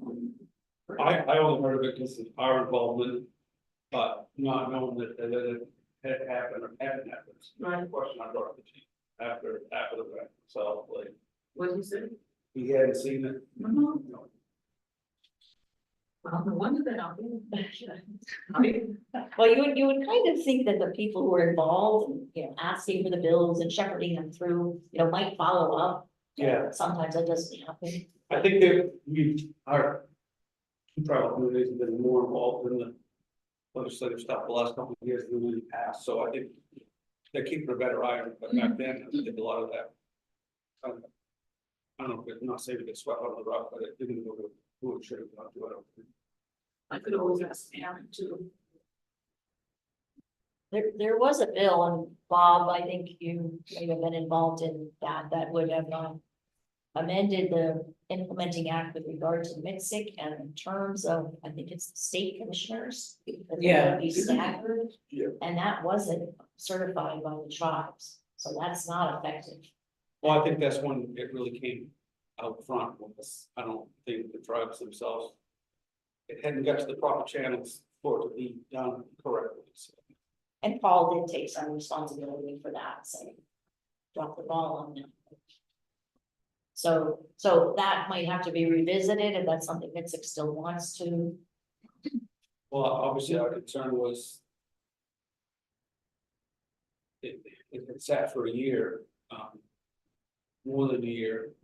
When they knew these numbers would get done, I think that was a concern, because there were so many all at the same time. And that's when that hit. I was at the hearing when they talked about it. But that was why, because there were so many that came open at the same time, and our state, you know, knew in advance, but sat on it for at least a year before. Recently, so. So, yeah, it would be good to get some direction from the commission if you want to go and revisit that. Particularly as, you know, right now, Nels and Bob maybe start, but they have the same term, roughly the same term. So if they get done, if they decide not to seek reappointment, then they'll usually send up those vacancies all happening. Could not be 47 where that particular bill number is listed 1835. It does say that it will require the state of Maine, Secretary of State to notify the tribes of legislation impacted in setting up a reminder system of certifications of tribal. Right, that's new, yeah, sort of protection or extra way of making sure it happens. Because that's like an amendment. Yes, yeah. What is the passage? Yeah, it was up to the tribes to basically follow up and representatives, like when we had a representative, she would, tell the chief we need a general meeting, call together to approve it. But she used to bring legislation to us prior to it going to be submitted on the legislature, and then she'd bring it back because, as you know, legislation doesn't necessarily come out the same way it went in. So she would bring it back and then we approve whatever got finally enacted. So, but she was the person who was really proactive in doing that. Good. So the only problem I see with this, right, is that we're asked to certify, the tribes are asked to certify after the bill has been enacted. Yeah. Right, so they're, I don't know what if there's non-certification, what happens to the bill? Does it fail? Yeah, it's not, doesn't go to. But really, it's like, it should happen prior to the bill going through the process. Yeah, I think that's what was intended in this other bill or the piece that got chopped out was because tribes there's bills that go through and no one's really consulted with the tribes. Right. I think like the Oxford Casino, when that went through, there was like something stuck in there and the tribes later. Yeah. That way, it's happening. So, but they just thought it was too unwieldy and too difficult to define what impacts the tribes on any given bill. But they listen to us. Well, now the tribes have the Wabanaki Alliance is involved. Lobbyists and parenting of the representatives, so I think we are getting more information. Yeah. So, the criminal history information, that's really right now is left between the tribal courts and law enforcement. I did talk to Chief Brian at Penobscot, and sounds like it's an issue of paperwork. So I asked him if he would, follow up on that, but I didn't really talk to the other departments at this time. But again, there was someone who asked for that exchange of criminal history information. I almost think it was Judge Maynard, for those of you who were around, because it's something that maybe Violence Against Women's Act required. But actually the statute requires the tribes to consider prior convictions and vice versa. And if you don't have that information, it's as if you could be convicted in tribal court, that information doesn't go anywhere, and then something happens in state district court, they're treated as a first-time offender. I think it depends on who's prosecuting at the state level, if they understand the tribal side of it.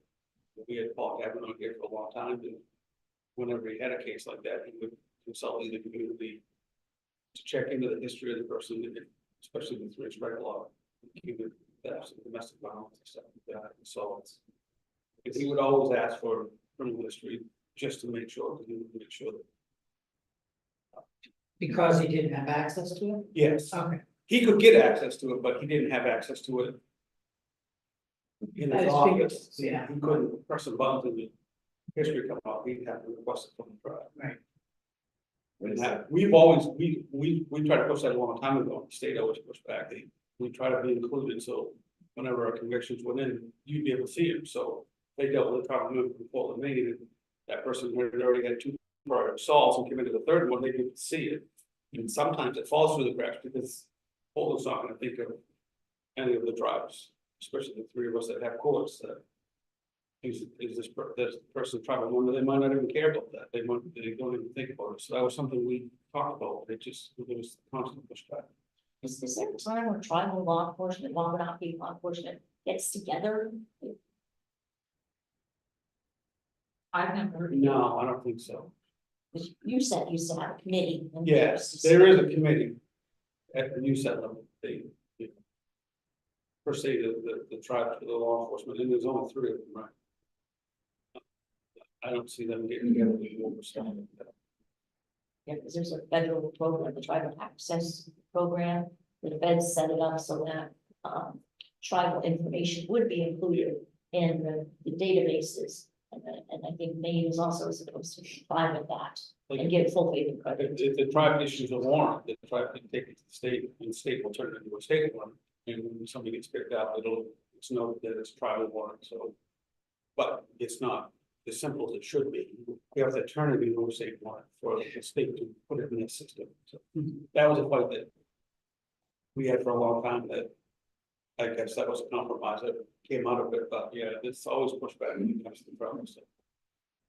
It's all the personal relationships. I mean, when somebody tries to go with the military, a recruiter comes to the community, if they know they're a tribal member, they'll go to the tribal court to see if this person has history, because they even know that. So how does somebody in the military or branch of service someone's trying to sign up, understand that there could be tribal convictions that might affect this person?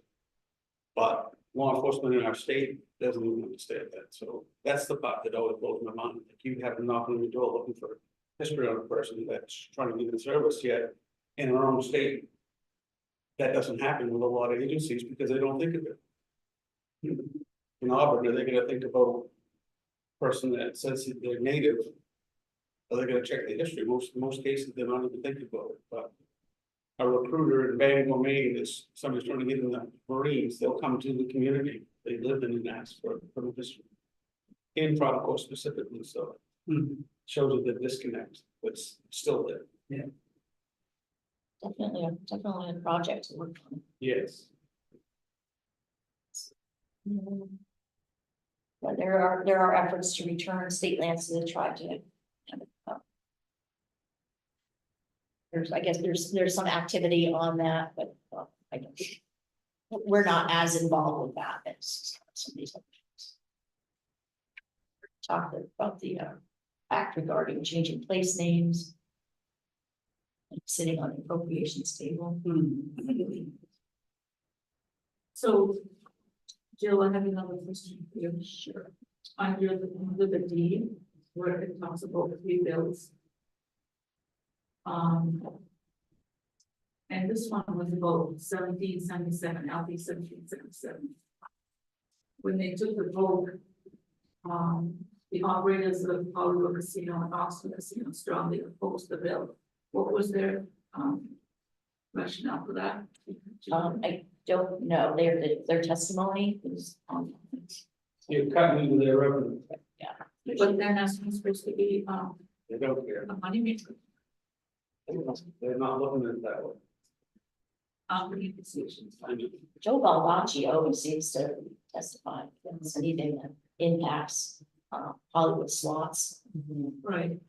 Wow, so that's one of the reasons why we've been fighting for economic reasons. I'm not again. I mean, I don't care. Yeah. I wouldn't go to. But she met with the governor, and the governor specifically talked about. Yes. That she approved this horse bet, and that was enough. She doesn't look at it, that as economic amounts, but Right. number 2, if we get a casino in Calais, that mill would be insignificant if we had that casino in that. Right. Because we'd be the biggest employer in town. They don't look at that. And I'm always baffled, that's why I keep going back to that, it's like, it's just so mind-blowing, why they could have that mindset. Yeah. Yes, to protect, Bangor's economy, Right. and that this would. Yeah. Eat in on that, so these people can have, these people can not. Exactly, which is, like I said. I mean, in our own county, they've overlooked that, when we went against the Bangor casino, there's only 3 towns in Washington County that supported us getting a casino. Right. Calais, Centerville, That was, Centerville, and Cooper, were the only 3 in Washington County that voted for us. Harry, Eastport, Princeton, Wait. and that's where we spend all our money. They, Those I are guess not that, towns. I had a conversation with a friend one time and said, what blows my mind is you're willing to sign on to Bangor getting one that's owned by another state company that's gonna take their profits out of the state. The tribe gets one, I'm gonna spend my money in your town, in our county, in our state. What's the problem? And they don't look at it that, he didn't look at it that when I said it to him, and he's like, that makes sense, but it makes too much sense.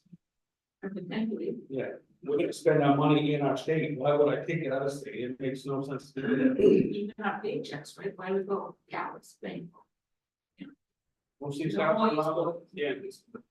No, Perry, Sport, Pembroke.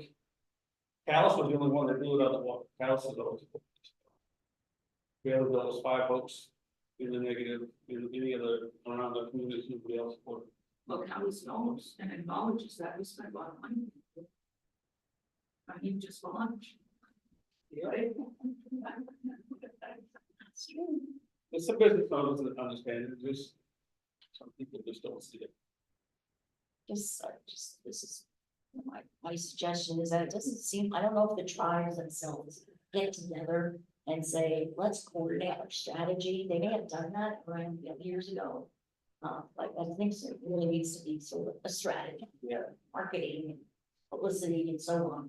If they're, to make those kind of points that you are. Yeah. That once you explain it to someone, oh, that makes perfect sense. But it's not being presented Correct. in a way that reaches. Yeah.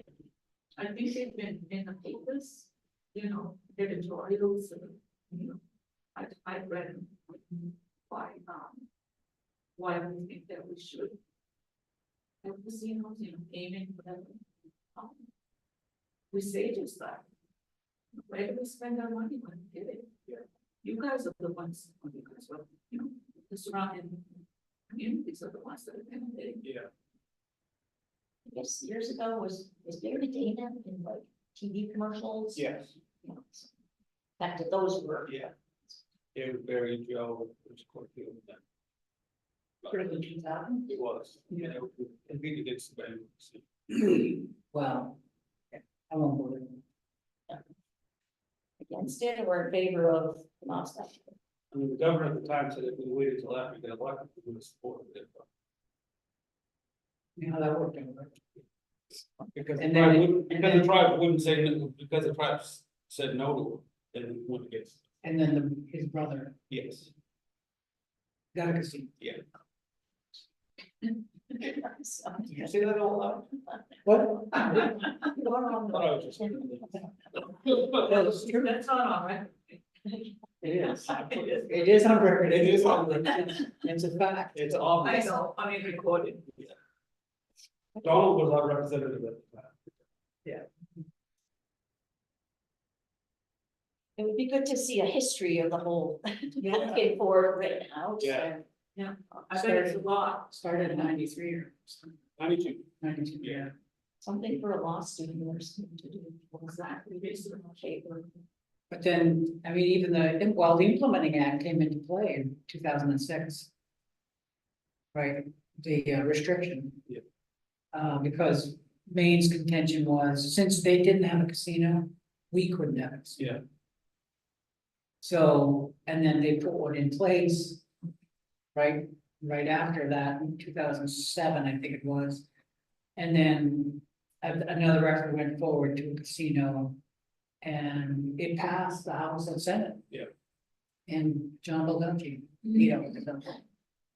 So it's like, Maine has their own casinos called scratch tickets, yeah, Powerball, Mega Millions. yes. In our 4 towns and our 4 counties, they've spent more money than anywhere. And they have two casinos. Because even in Knoxville County, if you look at the towns that spend the most money on them, people put make money, they're poor. They attack it. But they don't want anything else. Anyway, that's just what. Okay, So I don't really have much to say about number 11 and 12, just that I heard that there was an administrative committee and a budget committee. Not sure what they're supposed to do. Or what they're involved in. I thought maybe personnel, hiring. There's a committee for that. I'm on, I'm. Looking at it. Yeah, just the agenda. Oh, okay. Yeah, just how many pages for it. But at some point, we may need to update the personnel policies. Spare bones. And then, as I already mentioned, with regard to the financial policies, maybe they'll just add something about when requests for proposals are required. Right. And then the big thing is the retreat. I think that's something, yes, that retreat planning. And I put it on the page, yeah, last page and right on there. Rachel, I gave you the mark, such lovely handwriting. Just new ideas that we could write them on the board. We've kind of already talked about C-Run being, implementation plan being presented. And then the Wabanaki Commission that 27 is involved with and hear about what they're doing. But there may be other entities like the Brown Ash Task Force. And then the Park Service is doing a sweetgrass gathering Wabanaki permitting plan, and it would be interesting to hear how that's being administered, because apparently when we left up to the tribes, they decide who gets these permits for harvesting seed grass. So I'd like to hear within the park. Oh, within Within the national park, because I guess we can't. And I think it's Bonnie Newsom.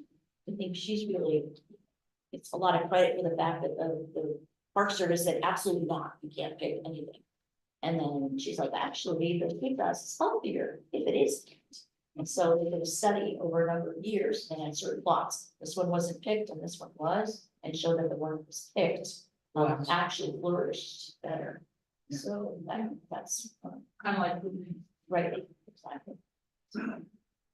And then I just, and then for fun activities. What happens to those, bills that are put on the Senate desk, for example, on the Senate table? When it's, how long? I mean, allowed to sit there? it's the session technically is done. And so, and then Republicans maybe would argue that that's it, they're just dead. Whether or not they can be carried over, if there has to be, is there a process that they go through and they say, yes, we agree to have that heard next session, or does it just die and has to be completely reintroduced? Seems like there's several steps before you get the bill in, like you have to do the titles and. Yeah, I think like that 2007 has been carried forward for a number of years, right? But I think there has to be a request made for carryover. And is it the responsibility of the sponsor on the bill Yeah. to say, it's this back? I'll do some research on that. One with the process. So maybe people online want to have any burning retreat topics. How about the online commissioners there? Do we have any requests for retreat items?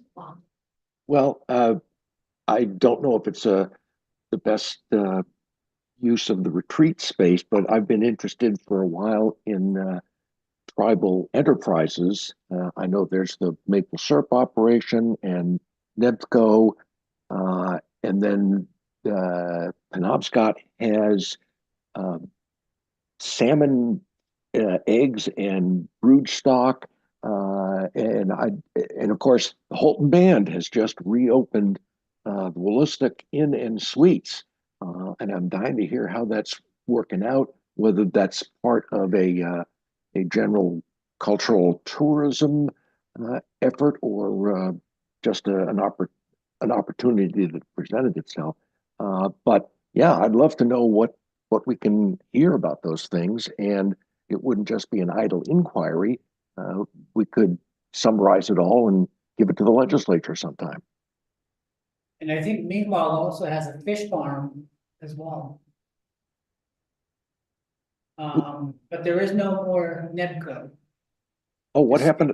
What happened to that? It's Changed its name, Political. Passamaquoddy Wild. Passamaquoddy Wild. Oh, right, but it's still operating, right? Yes. Yeah. Yeah. It's just that particular acronym doesn't exist. I'm just showing how out of date I am.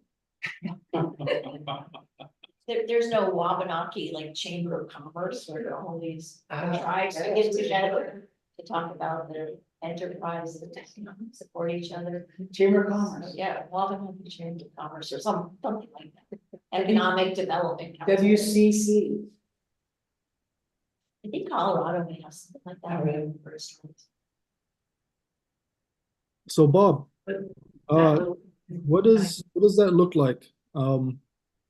I mean, in terms of gaining information, would you like us to reach out to our ACDev directors? Do we want us to bring an expert, or are we just compiling the information we know?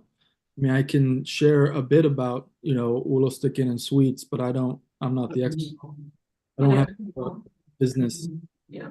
News. The store was understanding. Yeah, either one. I'm sorry, I didn't quite hear what he was saying. Yeah. I Yeah, guess, Speak up there, yeah, speak up a little bit, Zeke. Yes. Well, I guess I'm wondering what like a business enterprise update will look like. I'm asking Bob if he wants us to reach out to our ACDev directors and do an actual collaboration, invite them to come to the retreat, or I'm wondering what that looks like. Yes, see, I understand that what's the phrase that you use, resource capacity? That there are only so many people available to answer all these requests for information. I guess the short answer to that is, gee, any information we could get is more than I've got now. And I'd be interested in anything from just, whatever the business operators tell you or tell us in an email on up to a presentation. I guess we can't afford a field trip or anything, but yeah, if anybody's willing to come and talk to us, they'll have my attention anyway. What is the role of Four Winds? Is it Four Winds? Yeah, I think they give mortgages. And they also, I think they have a development arm, small business, maybe, or counseling. They may have another piece. At one point, they were supposed to have a marketplace. And I don't know, they got a grant to set up a website so that artisans could sell their things on there. I don't think it really got off the ground. But it would be, maybe the commissioners could reach out to their respective tribes. So these businesses, maybe having something from the tribe businesses like Zeke talked about. Come to speak. At one point, I think, was there ever a directory of tribally owned businesses? I know the basket makers did something that listing of, galleries that sold Wabanaki baskets. Speaking of businesses, Mary Moore is having a grand opening tomorrow for her flower shop. We have a new flower shop in Perry, and her mentor is Hilda. We used to have a flower shop in Eastport. Across from the Friends Restaurant. Yeah. Yeah. Thanks. So tomorrow she's having a meeting. I think 11 to 2 or something. I know, right? What time? Mary Dore. Yeah. Yep. Oh, when What did I say? Mary Moore. Yes, that's when she was a kid. And then I was wondering if we could revisit the logo discussion. Oh, yeah, Cause it's, at the retreat. yeah, Yes, it's a retreat, yeah, that'd be, and we could. that'd be a good place to finalize. Yeah, Rafi come in and talk about some ideas he has, just to, it's a refresh, but it's also be a clearer symbol, So 4 winds, is that 4 directions? 4 directions. Okay, same, they changed their name. Yeah, I'd say 4 winds, I think, is a rehab. Yeah. Relax band. Oh, I thought they changed their name, I know who you're talking about. Yeah. Okay. Sorry. Just want to be sure, like we're talking about the same entity. Now, is there anything that you want information on? That you think of that could provide at the retreat? Would there be a regular meeting too? Team building, like, does anyone have any team building? Yeah. Karaoke, talent show, Need us, Cyril, karaoke. Yeah, right. Yeah. You left up. Remember that time you and Clayton Green did Sonny and Cher? Oh, it's gone. Yeah, his head down. It was so funny. What? I couldn't believe that. They didn't know the words. Did you win? No. No. Neither one. But I did a solo too. Used to do that in school. Remember I sang half breeds.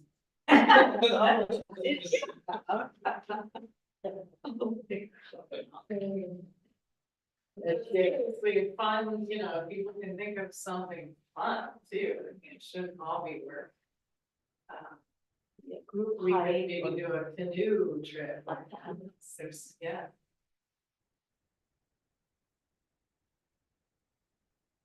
Has anybody ever gone to one of these retreats and there was something that they did there?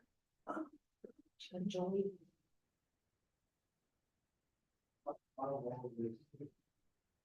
It's, What was that question? I think, Did you ever go to a retreat, like with a group, where they did some fun activities or some kind of team building activities? Yeah, actually, we did with MITSC. I think, a matter of fact, that was my very first meeting in person on the commission. I can't remember what year that was, but it's been a while. What did you? What'd you do? We had some, oh, I'd have to ask Newell to ask his wife because she was the chair at the time. I remember she brought, we had somebody there, and it was actually there at in Holton at their nice, wonderful campground there with the cabins and stuff that I'd like to stay in again. But yeah, that's I'm trying to remember, what exactly we did. I know we did a couple things that were kind of fun, but I just can't recall right off what the whole situation was, what we were doing. But it was a good time for me to get to know people. I mean, I knew all the natives, but getting to know some of the non-native commissioners, but trying to find ways to work together. So I would say, Newell, you can ask Jamie. well, if you all think of things, shoot me an email, and I don't mind collecting ideas to share back. Got some icebreakers, like students for the trainings. Hmm. That was like a bingo game where it says. Who did license now? What's that? So you gotta get a license for that. Oh, well, so no money involved. I would say we tried limbo, but I'd lose. Limbo? Limbo? Did you say limbo? Yeah. Do the limbo? Maybe Just so you- years ago I could. That way you guys can have a better chance since I'm not that limber anymore. All right, did anybody have anything else that we want to say before we break up? Sorry. To send the forms to you. Okay, so Jill just reminded me that we have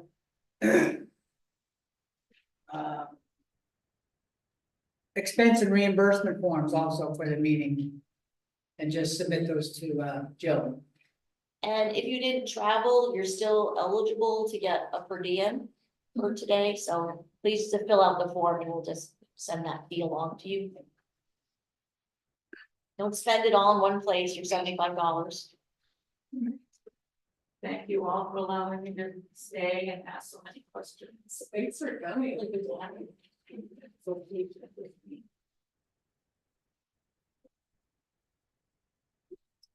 You know, Hey, Cyril, it was nice seeing you, even though it was on the screen way off in the distance. Give me, please say, you go. Was And that? I said, it was nice seeing you. It's been a while, but even Oh, though yeah. it was seeing you in a distance on the screen. I know it. I seen you too. Upton? Just gonna So motion to adjourn, motion. Seconded. second, all right, we'll in. have a nice weekend. And happy Mother's Day. Oh, thank you. Oh, Or remember your mothers. Yeah.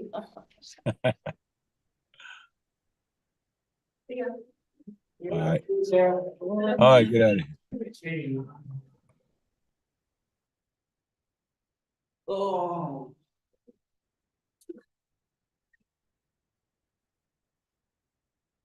Everyone last night, I went tonight. Wow.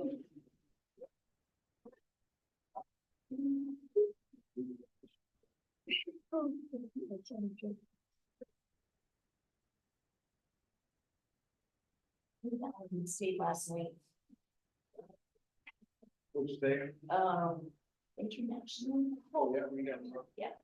Yeah, they're not a big mess. Yeah, they've done some good stuff. Yeah. The lady was super fun, but she didn't know the cultural center. She did. So I'm gonna go give her some flowers or something. Yeah. They don't. I don't know, she seems to think it moved. One place. I'm not sure where they were before. Yes. Yes. Yeah, it's been here. But you know, there's no road signage for it. No, And so, no, because they have the chamber, is it Chamber of Commerce? right, tourism. Tourism, whatever, I think you said that, you probably would say this place, not realize. I don't think they even realize meaning the identity. Yeah, cultural centers. I bet what they do. It's been a while since my daughter brought. When they had the stuff with the kids here.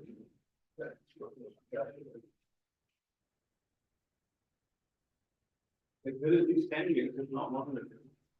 Here, Yeah. yeah. These, again. Yes. We only if you want to. Well, I think. If you're gonna have it, I'll do this. Yeah. Keep those strikes, keep It's junior high, so the stripes are not being nose to toes. You can have another receipt. I had an email. Get it close enough. For the food thing, Yeah. It's set to it, the rules for that one school, it says the stripes on would be liberal.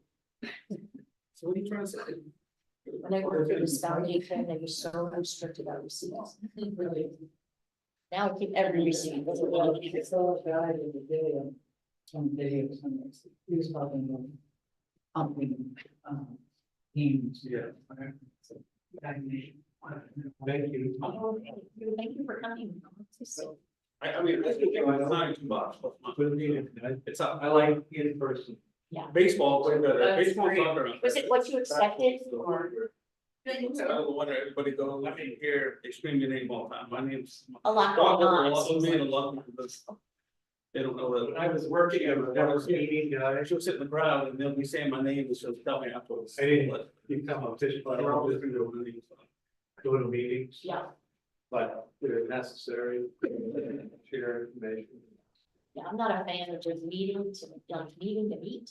But now I do very few meetings, planning board. Yeah. It's good. Yeah, This this is, is better than a planning board meeting. okay. Now, glad to have you, Yeah. welcome. Nice meeting. Yes, sir. Nice meeting. Yeah. Thank Thank you. you. Thank you. You're welcome. Yeah, thank you. Yeah. Problem? No. Here's what I have. Did you shut the lights? And that me, Where would you go? What do you even say? Oh, yeah. Yeah.